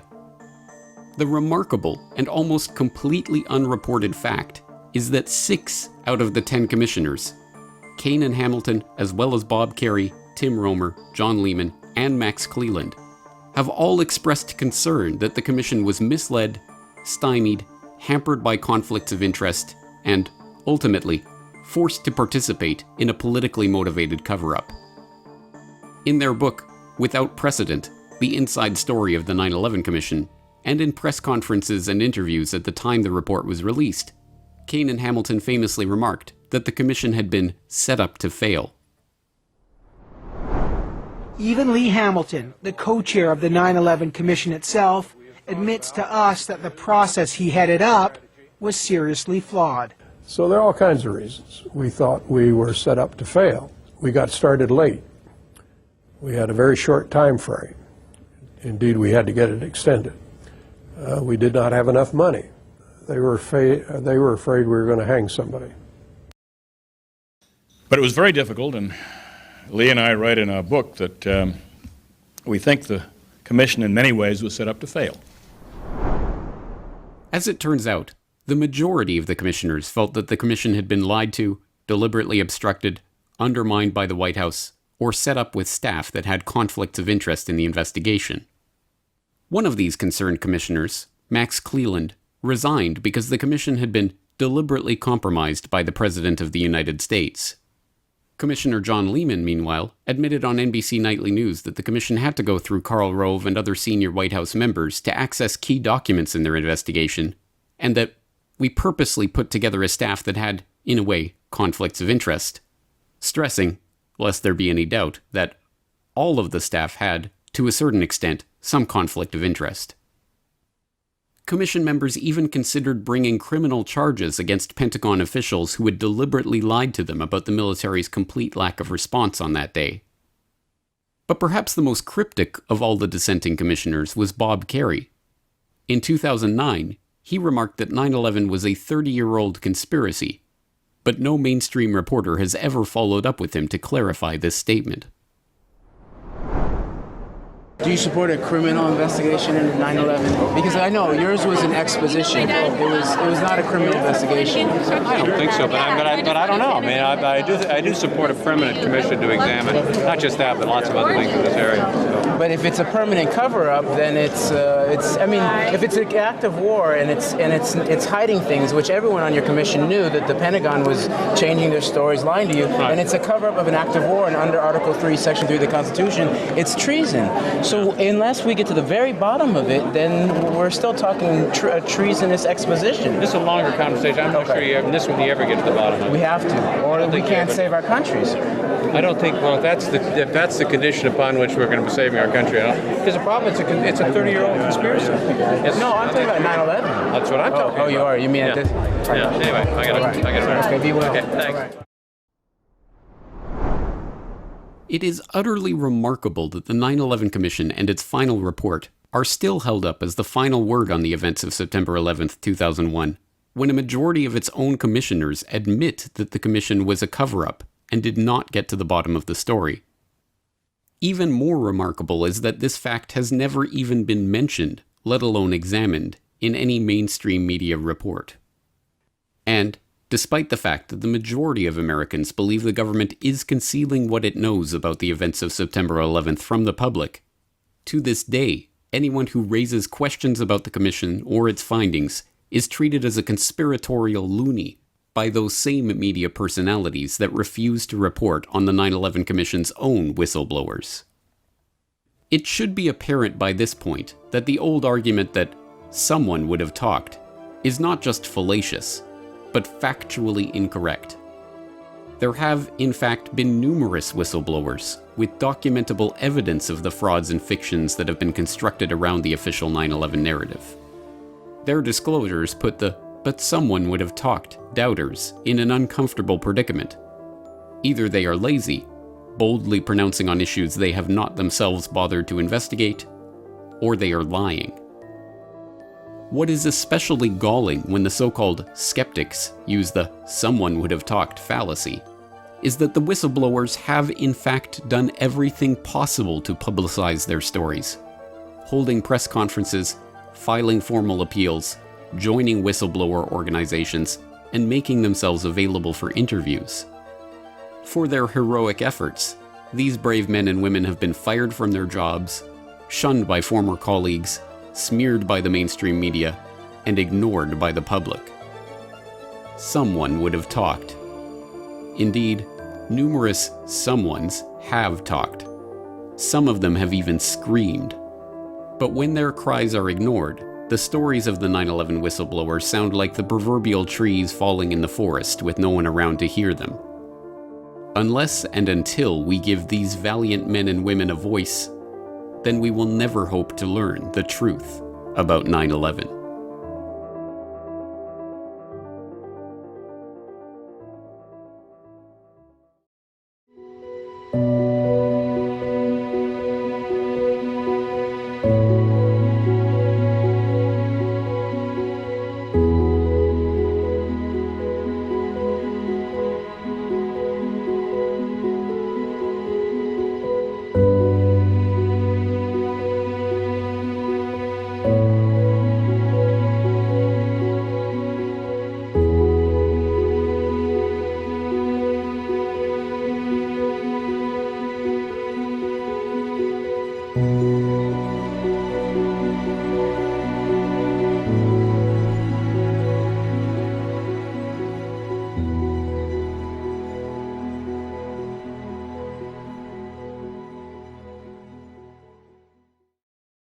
Since the day of 9/11, we've been told what happened.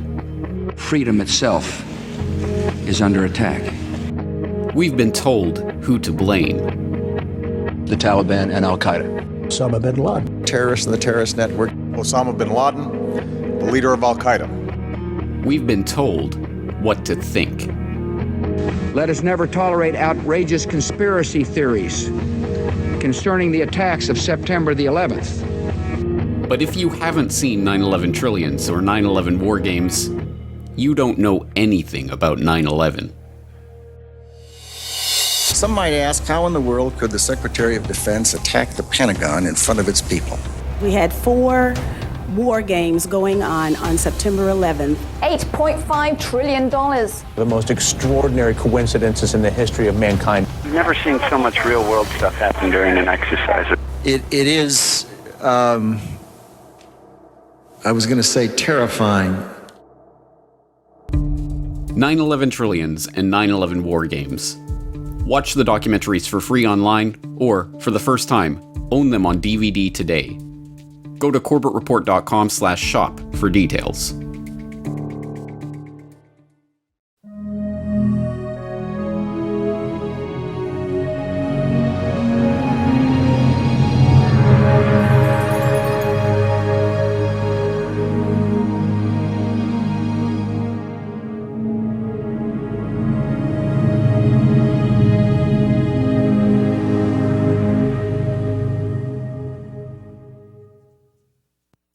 Good afternoon, Colleen, and welcome to Santa Barbara. Well, it's great to be here. I kind of felt like we were making a grand entrance on a play or something with this change of scene, but I noticed we don't have a backdrop, so thank you so much for inviting me. One of the things I'd like to start off with is it true that one of the earlier inspirations for you for a life in law enforcement came from the television show The Man from U.N.C.L.E.? Well, actually, that's a well-known, because Time Magazine picked up on that. Obviously, they're in the business of making magazines, but it actually is a true story. And I suppose anyone who's over 50 or so out there remembers this was a very good show that many of us. And in fact, later on in the FBI, you find out lots of people. There was, even before The Man from U.N.C.L.E., there was Ephraim Zimbalist Jr., and you actually find out that many people do choose their careers based on television shows. Unfortunately, we had X-Files after all these things. But I got so excited about Man from U.N.C.L.E. that I wrote to our newspaper, our local newspaper, and said, I want to join U.N.C.L.E. Can you give me their address so I can write to them? I was 11. And they wrote back in this column in the paper, said, unfortunately, U.N.C.L.E. is fictional, but in the United States, we have the closest thing is the FBI. And then they gave me the address to write to the FBI. I wrote the FBI. And I got J. Edgar Hoover's little pamphlet back, 99 Facts, which included fact number 60, why can't women become FBI agents? Yeah, I'm glad you brought that up because I want to read part of that section there. It says, does the FBI employ women as special agents? And it says, because of the hazardous nature of some of the duties special agents are called upon to perform, the FBI does not employ women in this position. Special agents must be qualified to cope with any situation they may be called upon to face. Women do, however, hold many important positions in the FBI as stenographers, typists, switchboard and teletype operators, clerks, radio dispatchers, laboratory aides. They render valuable services. And this is by J. Edgar Hoover. But what surprised me the most when we were talking a few weeks ago, I would have presumed that this had been written before World War II. And this came out, you said, in the 70s. Right. The FBI was one of the very last federal agencies and was threatened with, of course, lawsuits. But it took Hoover's death. And actually, he assigned somebody, I think around 71, the final time. There's actually 3 pages. This is a short synopsis of a long, convoluted, very creatively written reasons, which never come out right and say, why can't women become agents? But it talks all around it. And if there's any women's studies people out there who want a topic for a thesis, I've got it. Well, this is an interesting point here. With such a male-dominated culture as the FBI certainly was at that time, how did you become a special agent? Well, what happened is after Hoover died, then there was still long-standing resistance to bringing women in. So they only hired, I think, 5 or 6 from the time of 72 to 78. William Webster was the new director in 78, and he's the one who actually put a little bit of a push on. And then I went to law school. I was already in law school when Webster became director, and I actually went to law school with the idea of joining the FBI, knowing that, of course, law, and at a certain point I thought either the Foreign Service or the FBI, and I was taking both of those tests and simultaneously, and we had an FBI coordinator who flew to the law school in my senior year. And it turns out that this would have been 79. And in 79, it was not a cool thing to join the FBI. Only 2 people in my class signed up to interview with him, out of 300 and some. So I was already an oddball back even in law school. And then it turned out the law school barred the FBI for over 10 years from even coming to recruit in the law school. I think it was perceived discrimination or something, issue like that. So because I was one of the only people to talk to him, it was like he gave me a heads up, in terms of all of the procedures. And it took me over a year to go through the testing, the interview, background investigation, as well as a physical. It took me about a year and a half to get hired from the time I was out of law school. And then you were a special agent. How did you become a special agent? Well, it's this long procedure. When you get appointed, it's still not for sure. Once you get appointed, I took the oath of office the same hour as Ronald Reagan. I don't know, I'm not getting any applause for that, but he was on the television actually in Omaha as I was saying the same words. What a deal, huh?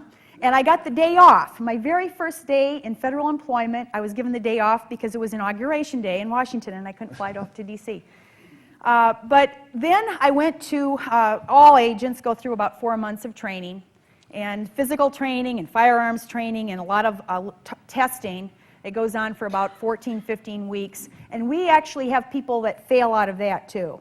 So even though you're appointed. But if you make it through all of that, then you go to your first office. And I began to work white-collar crime, and eventually I was assigned to New York City. And I would say probably the bulk of my time in the FBI, I worked mafia cases, organized crime in New York.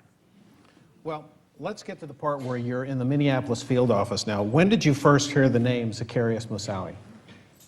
The night, let's see, this would have been August 16th, and he had just come to the attention of the FBI because the flight school had called our agents a couple of days before that, and we had a very astute agents. I noticed the film once said Rowley's agents. Not true. They weren't my agents. They were, I was the legal counsel in the office, so I was not their boss.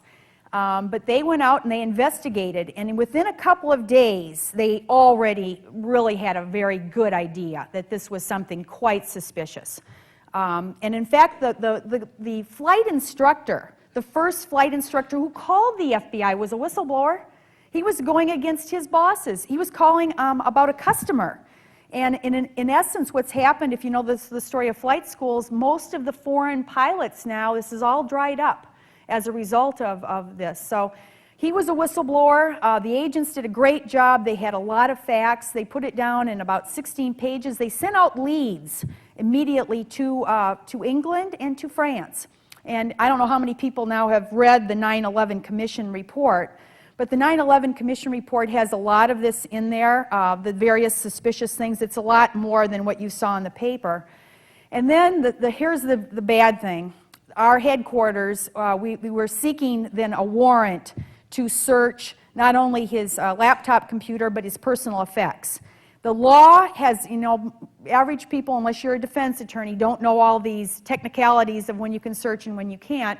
But if you have somebody who's involved in espionage or terrorism, you can get a secret court warrant, and it's the most appropriate, it applies. But you got to go through headquarters. An agent can't do that on their own. You can't go to a district judge. And this is where all the problems with bureaucracy, and there were a lot of reasons for it. What happened is over time, the agents then got information from France specifically that really added to the probable cause. I said that in my memo. And yet the warrant still was being denied. Now, when the 9/11 happens, I ran to a television that was just an office away from mine and saw the plane. I suppose it was a replay. Saw one of the planes flying into the World Trade Center. And it was really essentially about a minute and a half. It was like, oh my gosh, this is happening. It's related to the person here. I mean, it was that quick. It was about a minute. And in fact, my paralegal was behind me, and I said, this has to be related to the case we have here. And so at the same time, calls were being made to the case agents and then calls to headquarters. And I got, caught up in this. When I was called the night of August 16th, where it was the night that Moussaoui was taken into custody, I was called. I was already in bed. I think I went to bed early, about 9 o'clock that night, and the phone rings, and it's these agents. I don't get called at home, hardly ever, unless it's really something important. So that right there is a tip-off that this is something important. And yet, after 9/11, this need to protect the Bureau and not quite admit, certainly not unravel all of this dirty laundry type baggage that had gone along with it. Which, of course, not only was I a legal person in the FBI, but I was our ethics teacher. Beginning in the early 90s, 93, 94, we gave Office of Government Ethics to all of our training about what you could accept, the types of things, the corruption, you can only accept $19 for a gift, and conflicts of interest where you have to recuse yourself if you have investments in a company involved in the case, things like that. But then beginning in about 97, 98, the director at the time, kind of like, the introduction said that this is a need for ethics because of, everyone kind of looks out at the country and unethical and lapses and says, what, we need to give some ethics training. The military academies had cheating scandals going on at the time. Our FBI had 2 cases of drunken driving homicides involving agents.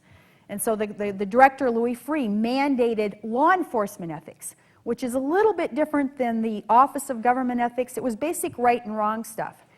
And as it turns out, I had given a PowerPoint ethics presentation to our office a week before 9/11. And there were a couple of slides in that ethics presentation, one of which is, we owe our highest loyalty to the U.S. Constitution, never say or do anything to prevent institutional embarrassment. Remember, your highest loyalty is to the Constitution. That was one, and then there was another one, do not puff, shade, skew, massage, tailor, firm up, or otherwise, exaggerate the facts. And both of those were being violated just really essentially within days of us having, and I wasn't the only one to give that PowerPoint. That was given nationwide a week before 9/11. So essentially what you're saying is the PowerPoint presentation, the ethics went out the window when all of this stuff happened. Yeah, and of course we were talking before this that we can talk and talk and talk about ethics, but honestly it's the application, it's living through this, it's really confronting the hard dilemma. And there's a perfect example. I have to even admit, when I was pressing this PowerPoint, I wasn't taking it all that seriously. I was reading it. Do not puff, shade, skew. Okay, folks, do not puff, shade, skew. I was kind of reading it. The week after, when I finally saw that we were in flagrant violation, is when it hit me. And of course now I've got it memorized. It's part of my being. But tell us what led to your decision to write the memo to Director Mueller. After 9/11, again, this is history, and of course you got to read the 9/11 Commission report to kind of remember this. For a long, long period of time, there was little, if any, impetus to investigate, to basically unravel the mistakes. Part of ethics, it's the painful, icky part of ethics, but it certainly is a big part, is unraveling mistakes. It first requires admitting the mistake. I mean, right off the start. If you remember after 9/11, Condi Rice said, well, there's a movie out right now called 9/11 Press for Truth. Has anyone seen it? Anyone? It's actually a pretty good movie. It's a little documentary. It's called 9/11 Press for Truth, and they have all that old footage of Condi Rice saying, well, I don't think anyone would have known that someone would hijack a plane and fly it into a building. Guess what? All kinds of people knew. There had been prior plots. I mean, you start looking at this. Actually, Condi Rice herself had been involved in protection for the G8. They had even exercises along these lines. There had been anyways, there was that was one thing. Our FBI director said something for about 3 weeks. He said, well, no one could have prevented 9/11. If we had had any idea, maybe we could have prevented 9/11. If we'd had any inkling of this. And of course, he was actually called on the day of 9/11 about the Moussaoui case. The agents in Minnesota were so worried that the case itself would be covered up. In order to prevent this embarrassment that, that there was a terrorist connection already known. And there are things about this terrorist connection. For instance, our acting supervisor, August 23rd, 24th, in arguing with headquarters to go for this warrant, and the guy was saying, no, we can't do it. Our acting supervisor had said, this is a guy who could fly into the World Trade Center. And that was said in August 2001. Can you imagine how embarrassing this is? And of course, Mueller knows it. He knows that was even said very quickly. Now, and of course, so for 3 weeks, he's saying, well, if we had known, we may have been able to prevent it.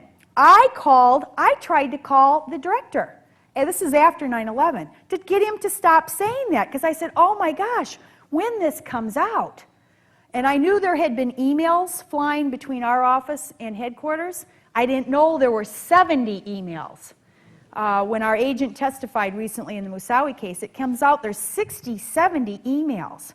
I knew that the communication that they had tried to seek was several pages long and included a lot of facts. And I knew a lot of the arguments that had taken place, but I didn't know all of it. So when he said that, I tried to call the director's office, and I got to somebody where I know he knew, because he had just been in that office and they would tell him and stuff. And of course, he continued to say it. He continued to say it until the case leaked to the press.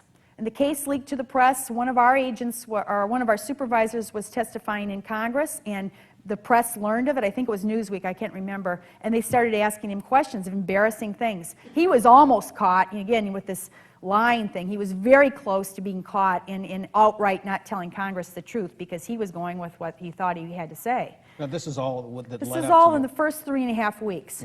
Well, after then the Moussaoui case leaked, then the official things changed dramatically to the other thing. Well, even though we know this, we couldn't have prevented it. There was no probable cause. That held for about 8 months, 8.5 months. And beginning in the spring of 2002, an inquiry started by the Joint Intelligence Committee. And there were hearings, FBI Director Mueller and others were called a little bit. We had to hand over documents. I don't know how many documents were being handed over freely, but there were documents and a timeline was being created. Some of the timeline was kind of a cherry picking thing where some facts that were advantageous to the line that we couldn't have done anything were in there, and some of the facts that were not so advantageous to the argument that we could have done something were left out. And so when I had the chance, when I got called that I was going to be debriefed by the staff of the Joint Intelligence Committee, I literally did not sleep for 2 nights. And part of it was I wanted to make sure I was going to tell the truth. I knew the agents were too. The agent that was the investigator only had 3 years in the FBI, and his supervisor only had 5. And I was the legal person with 20 years. As it turns out, the crux of this was a legal argument in this Foreign Intelligence Surveillance Act court, probable cause. So I knew that my part of this was going to go to the crux of it, which was the legal argument, and our headquarters was kind of resting its hat on. So I determined on the second night of not sleeping, about 3:30 a.m., and I said, oh my gosh, this is ridiculous. I keep going over in my head everything I'm going to have to tell them. I don't want to forget anything. I am going to write it down. I'm going to jot down. Initially, I just started saying, I'm going to jot it all down so I don't forget anything. And I went to the office. I got up at 3:30. I got up because I wasn't sleeping. Got up, drove to the office, and about 4:30, I began typing on my computer. As it got, I typed all day long with interruptions, of course, but from about 4:30 till about 8:30 at night, I was typing this. I had about 8-9 pages done. And about that time, it dawned on me, I got to do something more. And what dawned on me was that we had not had an investigation. You know, our FBI had an Office of Professional Responsibility, like its own internal affairs. And if anyone had asked them to investigate, it hadn't happened. And I also knew about the Phoenix memo by that time. Of course, before 9/11, no one in our office knew that a whole other office in Phoenix had already written up a memo asking the FBI to look into flight school training. No one knew that before 9/11, but of course we learned of it I think about a week or 2 later. Not only was our office, but here was another memo. And it turns out there's even something more than that. There's a third, what they call a dot, you know, connecting the dots. There's another third dot that's even probably more significant than Moussaoui or the Phoenix memo, and that is that 2 hijackers who were on the CIA's terrorist list had come in here to California. And it turns out, this is all in the 9/11 Commission report, but it turns out they were actually living with an FBI, the landlord for the place they were living was an FBI source. I mean, it's just incredible. We had an FBI agent in New York. Now, when you're asking for facts to be unraveled, this will always be the case. I didn't know all of this. I knew about the Moussaoui case, and I knew certain things were being covered up, but I didn't know the whole gamut. But I knew enough to know that we had to really unravel this. And again, there was a lot of resistance to having a full investigation.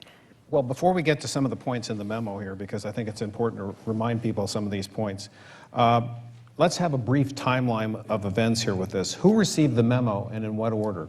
Well, so on May 21st, I only had, I don't know, about 4 or 5 days lead time from the first call, and 2 of those nights I wasted by not starting. So I only really had about 3 days to put this together. I flew to Washington, D.C. on May 21st. I was, knowing I was going to give this memo, and that that's what I meant, that little comment in the thing was, I know it was going to ruffle some feathers. I had no idea it was going to become public, but I knew that, by saying these things about my management, it was not going to be a happy time. So I was quite nervous about the whole thing. I talked to the staffers themselves, but this is so long, you don't want to hear it. I was in the FBI space when this interview took place with the staffers. And the staffers themselves were all retired, Secret Service, CIA, Department of Justice, and FBI. And actually, I wasn't even sure that my memo would make it out of the staff. One of the people that was the head of the staff doing the FBI was a 31-year-long retired FBI agent legal counsel. And I don't know that this is the case, but he had been alleged to have obstructed a prior inquiry on Waco, the Danforth inquiry. And he was the one doing the 9/11.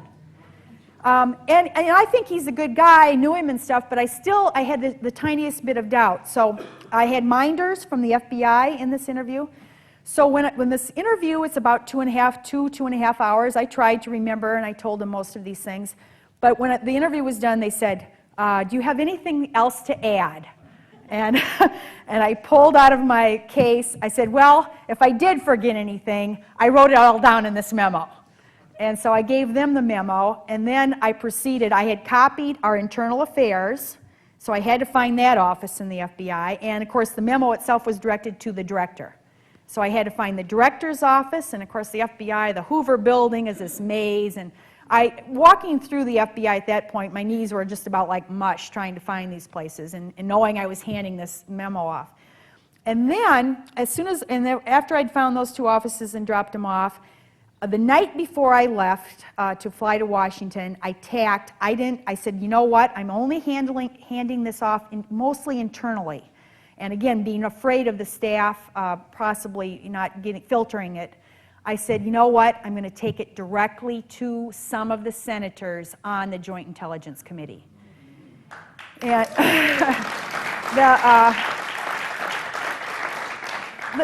what I didn't appreciate, to be honest, at the time, and I've now, of course, had many occasions to listen to people like Ellsberg and others that have explained that, these three branches of government often treat each other as the enemy.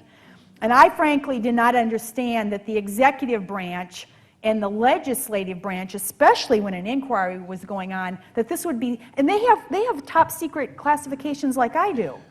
I didn't understand that giving it, and I tacked on, the reason I picked Dianne Feinstein and Richard Shelby. It turns out I don't think Richard Shelby was the best person to give it to, but I gave it to him. And the only reason I picked those two is I saw that they were people asking questions in the Joint Intelligence Committee.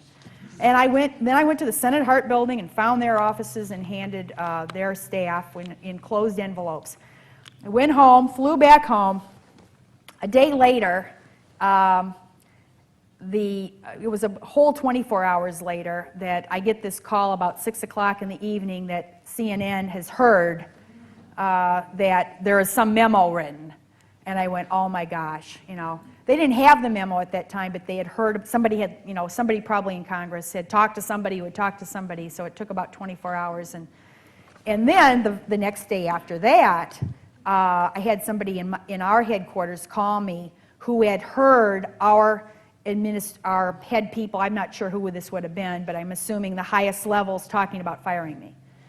Well, let me read a few points to refresh everybody's memory for this memo, because it's been some time since we've heard about this. You say in the first part here, the issues, Director Mueller, are fundamentally ones of integrity and go to the heart of the FBI's law enforcement mission and mandate. The Minneapolis agents who responded to the call about Moussawi's flight training identified him as a terrorist threat from a very early point. As the Minneapolis agents' reasonable suspicions quickly ripened into probable cause, they became desperate to search the computer laptop that had been taken from Moussawi.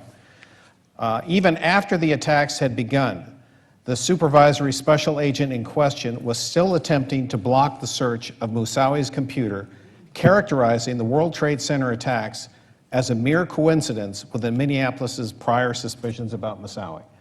Yeah. Now, how could this guy possibly think that this was a coincidence that just at least couldn't be explored or looked at? We can talk about denial because it occurs on every level all the time.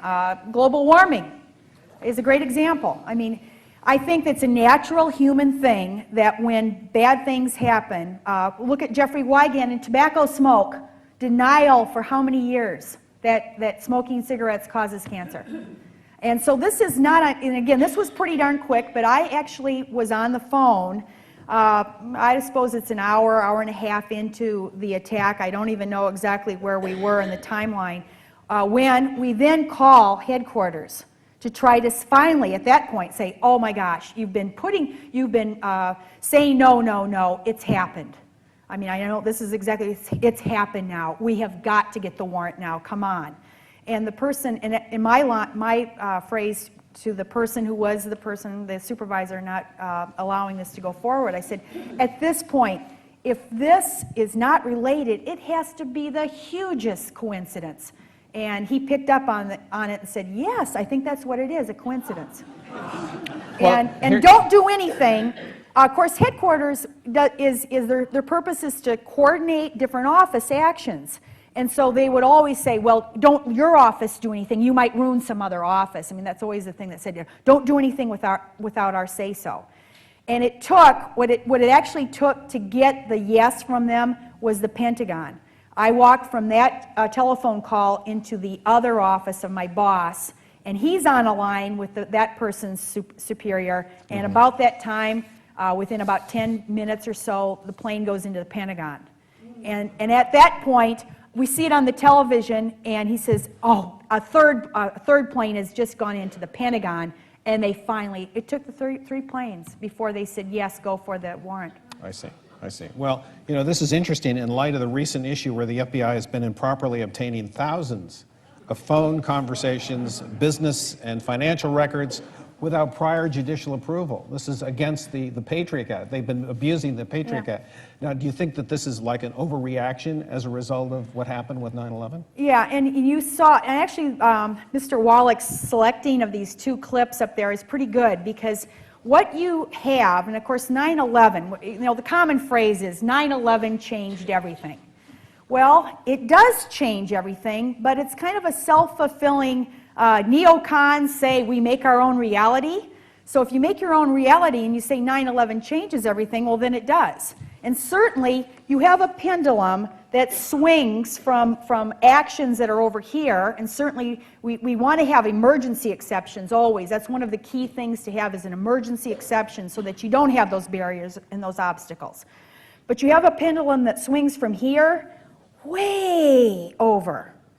And what I argue is that when it swings way over to this over collection, attacking countries that had nothing to do with 9/11, torturing, which isn't even good for, it's not even good to get good intelligence, all of these things that we've done in a senseless, reckless, non-thinking way don't help us. And again, this is, and also, of course, all of the, what I always, I'm the teacher of the agents, and I always say this is a green light. And I always felt bad because I knew that as this was happening, it took a couple years for it to fully swing this way, but as it was happening, you saw it happening. And you knew that people were going to get in trouble. Now these national security letters, I had a role in those initially when they were first done, and initially they started off judicious. You know, there were only 8,000 done in 2001. Then they went up to, I don't know all the years, but the final year in 2005, 56,000. And so since 9/11, there's been probably well over 200,000. And these national security letters, for people who don't know, you obtain credit records, bank records, your telephone tolls, your email records, not the content of your emails, but the to and froms you obtain with those. And actually, post office records, it was broadened once in Patriot Act 2. So what we're doing is we're flooding the system with a ton of information. And this is just one area where it's an overreaction. An example is Christmas of 2003, I believe, there was a tip that a terrorist was going to Las Vegas. And so, again, partly spurred by fear, wanting to err on the side of caution, they obtained the hotel records for everyone in Las Vegas in a 2-week period of time over Christmas. So if you were in Las Vegas in Christmas of 2003, your name is probably in a file somewhere to this day. I think I was in Las Vegas then. Let me return to the memo here briefly. You say here in point 8, in the day or two following September 11th, you, Director Mueller, made the statement to the effect that if the FBI had only had any advance warning of the attacks, this is what you talked about before, we, meaning the FBI, may have been able to take some action to prevent the tragedy.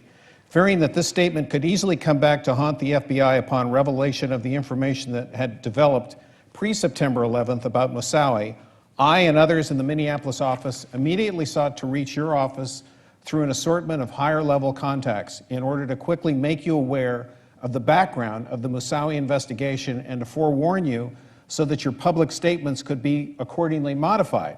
When such statements from you and other FBI officials continued, we thought that somehow you had not received the message, and we made further efforts. Finally, we faced the sad realization that the remarks indicated someone, possibly with your approval, had decided to circle the wagons at headquarters in an apparent effort to protect the FBI from embarrassment and the relevant FBI officials from scrutiny. Everything I have seen, you continue, and heard about the FBI's stance and the FBI's internal preparations in anticipation of further congressional inquiry had unfortunately confirmed my worst suspicions in this regard.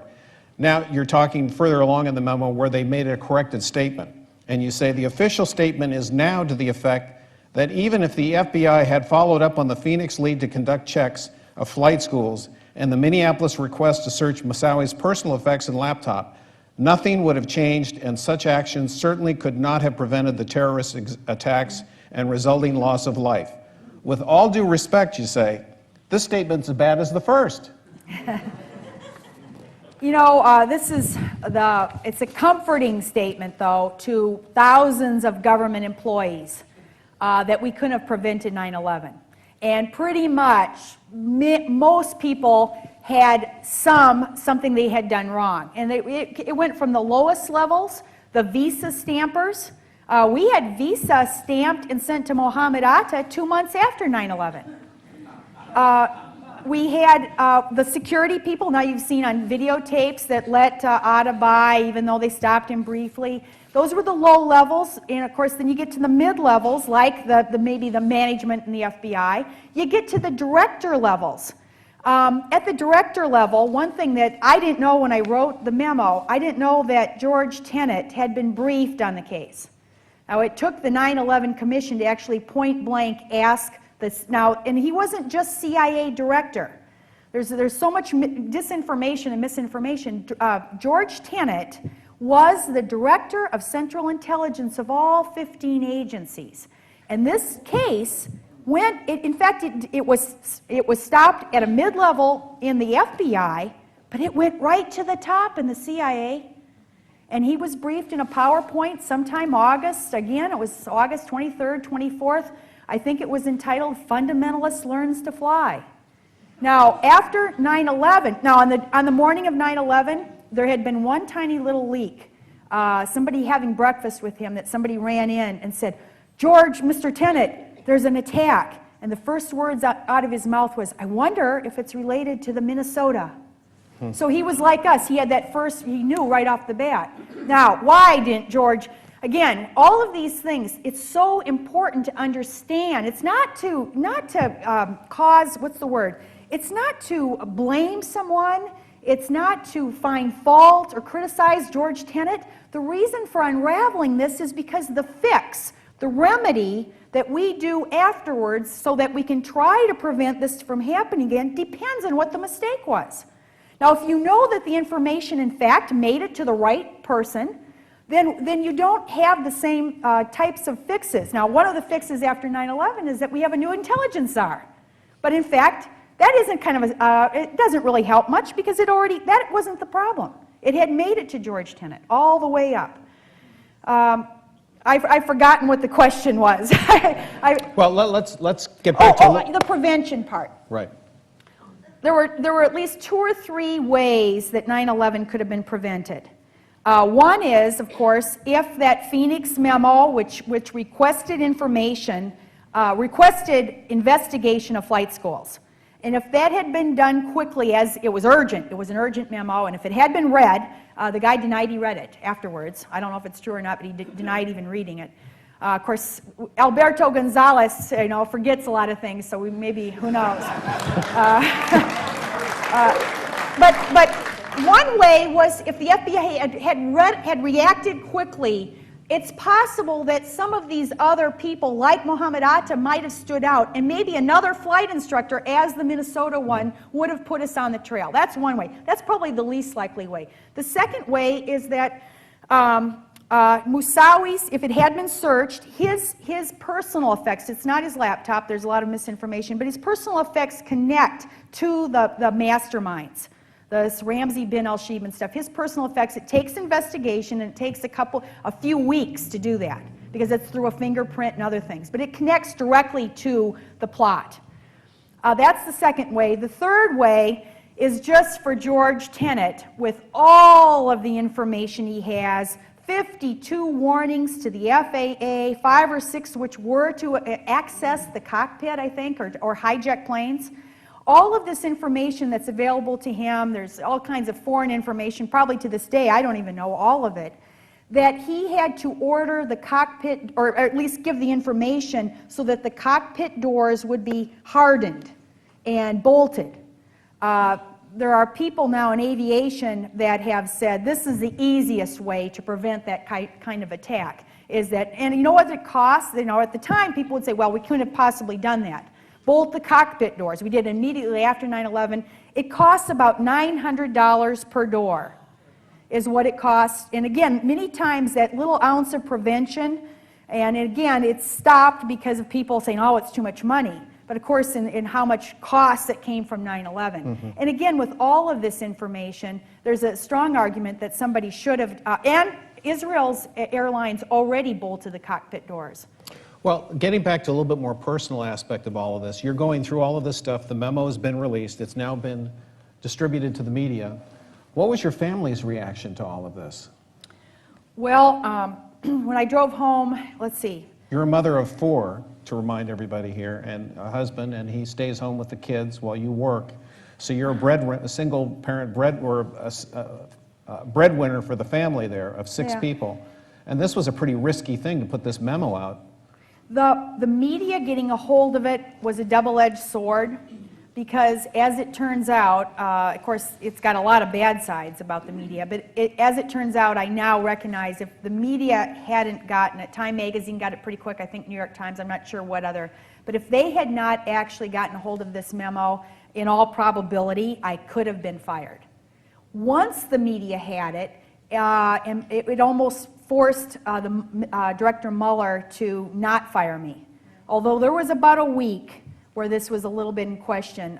They called Mueller and Ashcroft that weekend on the Sunday morning news shows, and Director Mueller pretty quickly said, no, she won't be fired. But Ashcroft, it took about 3 times of asking him before he finally kind of just, went like this. Now, before your testimony, before the Senate committee, you had a meeting with Director Mueller. Can you tell us about that? June 6th, which was the night before I was going to testify, I think that it was pretty unprecedented that I had been called to Congress. In the FBI, if you get called, first of all, you're always high level. The director testifies, sometimes lower assistant directors testify.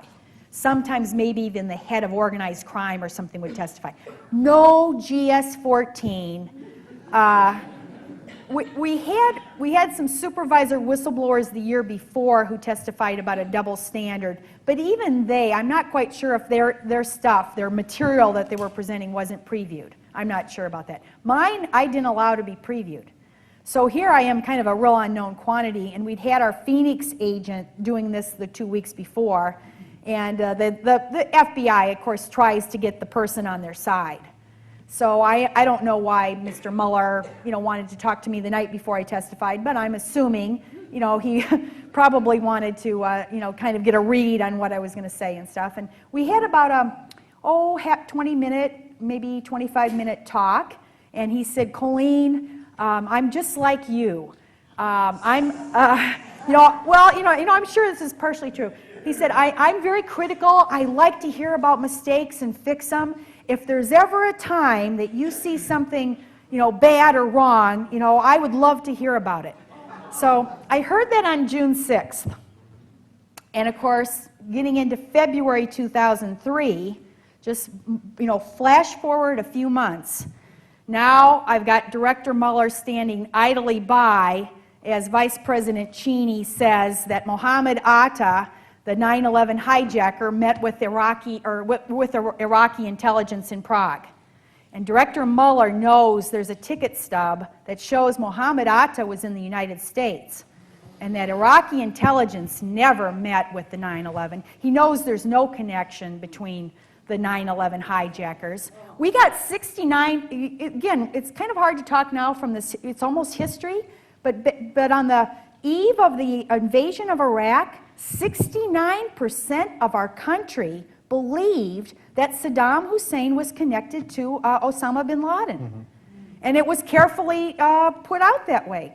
And George Tenet, not just Mueller, but Mueller and Tenet were standing there allowing this to happen when they should have been, they should have been whistleblowers in essence. So I decided, okay, I remembered back to June 6th. He said, anytime. And, if there's anything, whistleblower, you can't do it for little minor matters. You definitely have to pick your battles. It has to be serious life and death. But if anything was serious life and death, it's starting an unjustified, ill-conceived, going to be counterproductive war that's not, it's not even based on the facts that people are saying. So I wrote a memo in February that I emailed to him on February 26th of 2003. This real, throw the kitchen sink in. Every argument I could think of, and not only argument, but factually based things that had already happened since 9/11 that were wrong, that the post-9/11 roundup was in there, the orange alerts were in there. I thought of everything that I could think of that would argue that this is, I actually made the comparison of Waco to invading Iraq. And actually, if you think about it, it was kind of apt at the time because here you had madman, which is true. You had Saddam as a madman. Well, David Koresh in Waco was a madman with weapons and but yet we had the good intentions of saving the people in Waco, but yet it turned out horrible. So I had made this big analogy in my paper, sent it to him February 26th, and never got a word back. No response back. The days tick by, and then I get to March 7th, and now, of course, we're on have all of our troops ready to invade, and I didn't know what to do, so I went to the paper.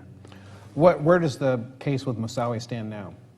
He has been prosecuted, and what I allude to in here, this is a huge issue. He was prosecuted in criminal court, and perhaps there are very few, he's the only person prosecuted in connection with the 9/11 plot. There have been others prosecuted for aiding, and abetting, or proceeds somehow connected to terrorist proceeds, much lesser things, but not connected to the actual 9/11 plot. We have a couple of people. We have the two masterminds, and they're not going to be prosecuted in criminal court. They are going to be prosecuted in the enemy combatant military commission thing. So Moussaoui case, after all of the mistakes, and the mistakes don't just exist pre-9/11, they also exist after 9/11, because I would say that if you have a terrorist and you don't know if there are planes up, you need to talk to that person to see if they can give you more information. And yet he was never debriefed or talked to, so there's all kinds of things. But given all those mistakes that occur in the Moussaoui case, he's eventually prosecuted in criminal court, lots and lots of issues there with how this is done. But you know what? He was convicted, and it went to a death penalty phase. The jury came back, and he got life in prison. And you know what? I think there's a pretty good consensus. Again, it's pretty obvious. Many people think, well, that's probably after everything is a decent outcome on that case. And actually, Moussaoui himself was almost surprised afterwards. He goes out of the thing, and he's surprised that he got justice. So in the midst of all of this overreaction and injustice and torturing innocent people and everything else, that case ultimately stands for the principle that you can try a terrorist in criminal court. And that's a radical thing to say now in our country, that you can use law enforcement on terrorism. I hope people will pick up on that and use it more, but right now, of course, we use our military and this blunt tool and civilian populations and everything. The good thing about law enforcement going after terrorists is it's a lot more surgical. And because our laws have evolved with these thresholds of probable cause and going into court and having to prove it, I think it actually lessens the impact of terrorism. In a way, you're making Moussaoui just like an old mob, a terrible thug, drug gang leader, or a mob boss. You're not elevating them to statehood by saying it's a war with a state. And I think there are just many, many things that we should use our criminal courts more like we did. And I think the Moussaoui case was actually an example of success. But many, many people, the people who are saying, oh, you don't understand. And I think I do understand, because I worked in this stuff for 20-some years. And we prosecuted many terrorists before 9/11 successfully in criminal court. Before we allow questions from the audience here, I'd just like to finish up with one thing. One of the things that you said on the videotape in your testimony before the Senate committee was, we need to streamline the FBI bureaucracy in order to more effectively combat terrorism. To your knowledge, has the FBI changed? Are we more secure than we were before 9/11? Well, the FBI is just one of 16 agencies. So it really, even if the FBI was doing everything right, it wouldn't really much matter in the scheme of things. Some things have improved, I think, in the FBI, but then many things have not. It's like one step forward and 2 steps back. The thing that has been 2 steps back, and I have already mentioned some of these things are counterproductive. And if you increase terrorism, now the latest national intelligence estimates, I go back, the national intelligence estimates, our intelligence community says that we have greatly increased terrorism because of the recruiting. And the attacks are about 4-fold worldwide. Now, if you think about this as let's say we're a soccer team, I don't care how good your goalie is. You can't increase the number of terrorists, or the opposite. It'd be like quadrupling the other team facing you. And that's the problem here. And the poor FBI, actually, you can sympathize with the FBI now playing the goalie role in Homeland Security. They're trying to prevent all acts of terrorism, and meanwhile, everybody else is messed up big time. You cannot increase the level of terrorism the way that we've done. Hurt our ability to work with allies around the world, and actually those are the things that will, all of these tools that the 9/11 Commission identified that we should be using to reduce terrorism. And in fact, we've done very bad things, and I think by using solely the military as a tool and doing many other overreactions, torture and stuff, we've hurt our... Let's go to some questions from the audience, and if people can go to the microphone stand that we have set up. We can start with that. And have we got that set up? Hi. Hello? Yes, go and ahead. Here in the middle? Yes, we Thank see you for your courage. What do you think, what do you say about the same 3 people blocked the memo from Phoenix, San Diego, and Minneapolis, and were then promoted? And what was the last And they line? were promoted. Everyone who made, again, I talked about this wonderful, comforting thing that 9/11 couldn't have been prevented. Actually, I stopped at the director level, and I should have gone on to the presidential level. I stopped there, because it goes all the way up to the presidential level. It's a comforting thing. On top of that, the fact is the mistakes then, actually many of the people are promoted. And actually, I would say that this is probably one of the reasons that many people now are almost suspecting a conspiracy of sorts. I've been told many times, well, yeah, there's something going on. I said, well, in the government, if you had more than 2 or 3 people, it's going to be hard to keep a secret that way. But this is accountability, and you really have to have accountability in order to, again, if you don't admit the mistake, how can you fix it? And this isn't a wish to hurt somebody or to disparage, but you've got to have a way of identifying the mistake and not rewarding mistakes and promoting people. George Tenet marched off with the Medal of Freedom. Can we bring up the house lights so we could see people a little bit more clearly from the stage? if that's possible. Yeah. And then the next person who has a question.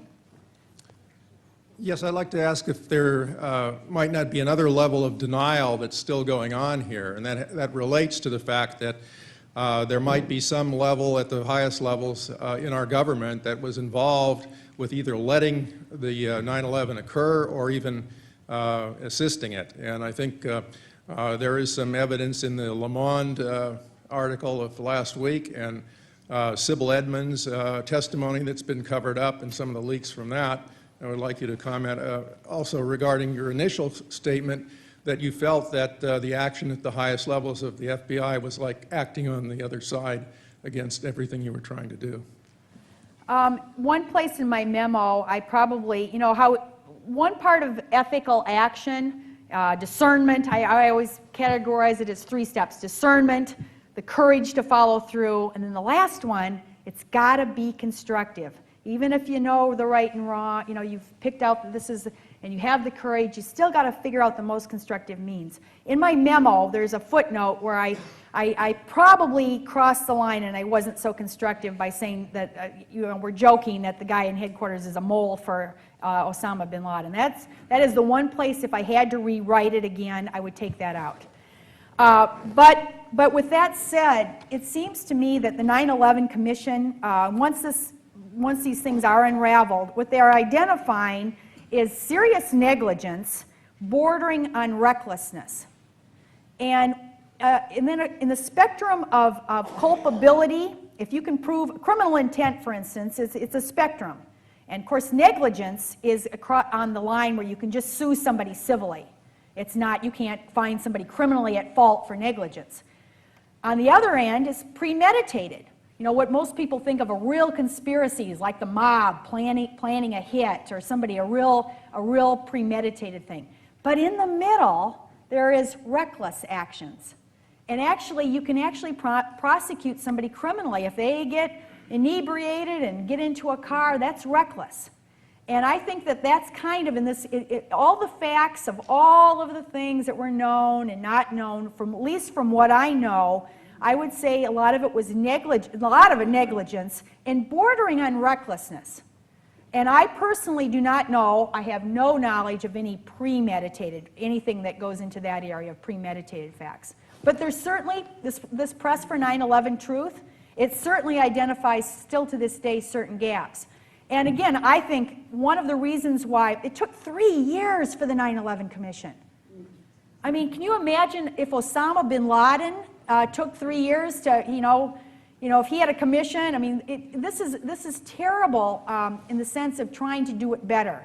If we have to be much more honest and much more open and get to those mistakes a lot quicker, because we're always going to be making mistakes. But it's wrong to have this kind of pressure not to unravel them. And I think I'm going to go, sorry about this long thing here. I'm going to show, I have another example of something where people were misled for a while. Was A.G. Ashcroft. In 2003, began to get questions about library records. The FBI getting library records, and many, the ACLU and many librarian groups. In fact, I think 200 communities had passed resolutions that, about their concern about the FBI getting library records. Well, I knew this wasn't much of a problem. I knew that for starters, we had to go to the FISA court to get library records, and again, FISA court's kind of much more difficult. That's why Bush, made a rule that he just completely made it not necessary to have to go to the FISA court. So I knew that the library records wasn't a problem, but I knew that the national security letters for credit records, bank records, telephone tolls was a problem. And I figured out a constructive way to write this and get our FBI headquarters pre-publication review. And once pre-publication review passed on it, I went to the ACLU. I went to the head of the ACLU and I said, you know what? You're a little bit off track on your concern on library records. That's not much of an issue. First of all, what somebody checks out in a book isn't going to tell you who a terrorist is, and it's difficult. I said, but there's another thing. There's something else, national security letters. And you know why they got off on library records? Because when they asked Ashcroft for a year, is the FBI getting library records? He said, "That's secret. I can't tell you, top secret." Now, what would most people think? And I think that that is actually a lot of the facts in 9/11, why people are understandably questioning things, is because they have not been 100% forthcoming. If you see how the Bush administration fought the 9/11 Commission, it took the Jersey girls, the Jersey widows, to push for it. And if you see this type of thing, you naturally think, what are you trying to cover up? And Ashcroft actually, I think at a certain point, probably recognized that if they're on a red herring, all the better. Let them go for the library records, you know, instead of the other things that are going on.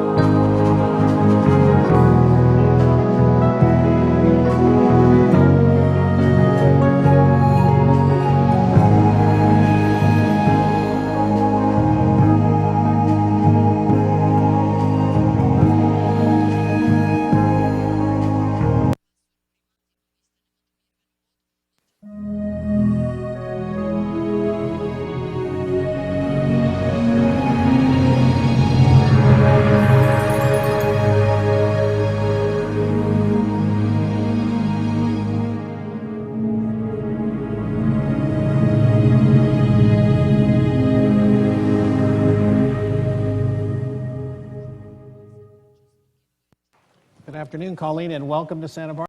Well, Wayne Madsen is a former National Security Agency officer, and he's now one of our best investigative reporters. So Wade Madsen flew to California to investigate the supposed murder-suicide involving Philip Marshall, a former CIA drug pilot who had written a couple of books about the truth about 9/11, and his two children. So Wayne Madsen arrived in Calaveras County, California, and spent a week there talking to all the neighbors, investigating the crime scene. And what he discovered is that he is 100% certain that this was a black ops hit. In other words, an assassination by professionals connected to the national security community. And of course, here in the U.S., which national security community we're talking about could be both Israel and the U.S., because essentially the U.S. community has been taken over by the Israeli community since 9/11. And unfortunately, our national security community is not only mixed up with the Israelis, but also with organized crime. And that seems to be the place where this assassination of Philip Marshall came from. It seems that Philip Marshall had gotten his hands on some kind of explosive information, as he put it, and he was planning to publish this in his next book. After the killing of Philip Marshall and his two children by someone with a silencer, the neighbors lived very, very close and would have heard any gunshots that weren't silenced. Philip Marshall's house was then ransacked repeatedly and illegally by professional cleanup crews, including one SUV with undetermined license plates bristling with communications antenna. So when the local police, who are run by a sheriff's department that's controlled by Tea Party Republicans, told us that this was a murder-suicide and blamed the victim, Philip Marshall himself, it's clear that they're reading from a script that's been forced on them by higher authority in the so-called national security community, which, as I said, is mixed in with organized crime and the Israeli power centers.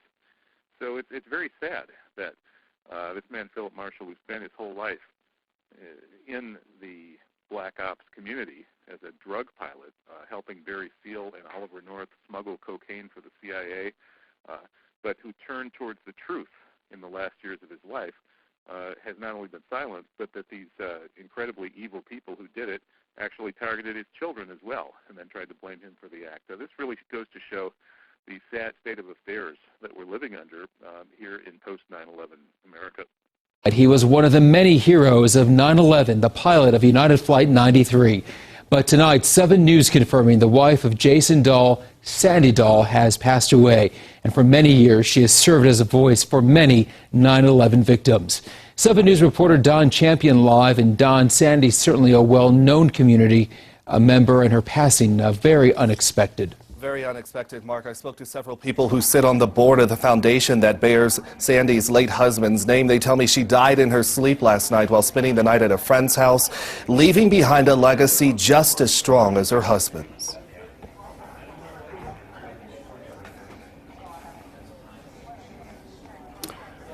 I think we're having some trouble rolling. It always feels like a train is coming every year. 10 years later, Sandy Dahl still wore her late husband's wings and wedding ring. Jason Dahl was piloting United Flight 93 when it crashed during the terrorist attacks of 9/11 in Shanksville, Pennsylvania. I have to deal with it. It's in my life, and I wouldn't wish this on anybody. Last year, on the anniversary of the attacks, Sandy Dahl spoke to Ann Trujillo about the weight she still carried from the tragedy. Heard on the cockpit voice recording, screaming in Arabic, screaming in English, screaming, screaming, screaming, and they went supersonic into the ground. So you listened to the recordings? 4 times. As a flight attendant, I know exactly what I was hearing, too. Sandy and Jason were married back in September of 1996 after years of dating. She worked as a flight attendant at the time. When they met, the couple was said to have been head over heels for each other. After Jason's death, Sandy created the Captain Jason Dahl Scholarship Fund, which gave aviation students scholarships. Sandy also became a well-known voice for families of 9/11 victims, all along keeping Jason's memory alive. We packed so much into the 10 years that we were together, and it was just under 10 years, but so many vacations, so many holidays, birthdays, traditions. Nothing was a small deal to Jason. He did live like he knew he was going to die, and not in a morbid way. And this is a look at the website for the Captain Jason Dahl Scholarship Foundation. We're told the foundation and Sandy had just gotten together just about 2 weeks ago to give out 10 scholarships to students. According to a statement from the foundation, Dahl is now survived by her daughter and 3 grandchildren. Reporting live tonight, Don Champion, 7 News. Like terrorism, it looks to me like, not only 9/11, but also Madrid 7/7, the Bali hotel bombing, and probably most of these so-called Zarqawi-style bombings in Iraq are all false flag operations being carried out by, a special wing of probably U.S. or Western military intelligence. That was University of Wisconsin professor Kevin Barrett, who has recently drawn criticism for plans to teach an Islamic studies course next fall that will incorporate conspiracy theories that the U.S. government was involved in the events of September 11th. Professor Barrett joins us now. Professor, can you give us the context within which you teach this? Well, yeah, sure. I'm teaching an introductory course on Islam, and I think it's really important to cover these contemporary political issues, and one of them is, of course, the so-called war on terror. Now, the fact is that the great majority of the world's Muslims believe that 9/11 was an inside job. But that's your opinion, right? You're offering your opinion that there was an inside job. Well, after studying the evidence pretty intensively for 2.5 years, I am convinced that 9/11 was, in fact, an inside job. And are students required to regurgitate that in some way in order to do well in your class? That's ridiculous. No, I'm not interested in making students regurgitate anything. I'm interested in training people how to use critical thinking skills to look at the evidence in any area and come to their own conclusions. Is this a required class? I hope that they'll be able to do that. No, it's not. So this is basically an elective class. How much of the time is spent focusing on who caused 9/11? only about 1 week. We're looking at the war on terror for 1 week, and in fact, it's not focusing on who caused it. It's looking at the main interpretations of 9/11.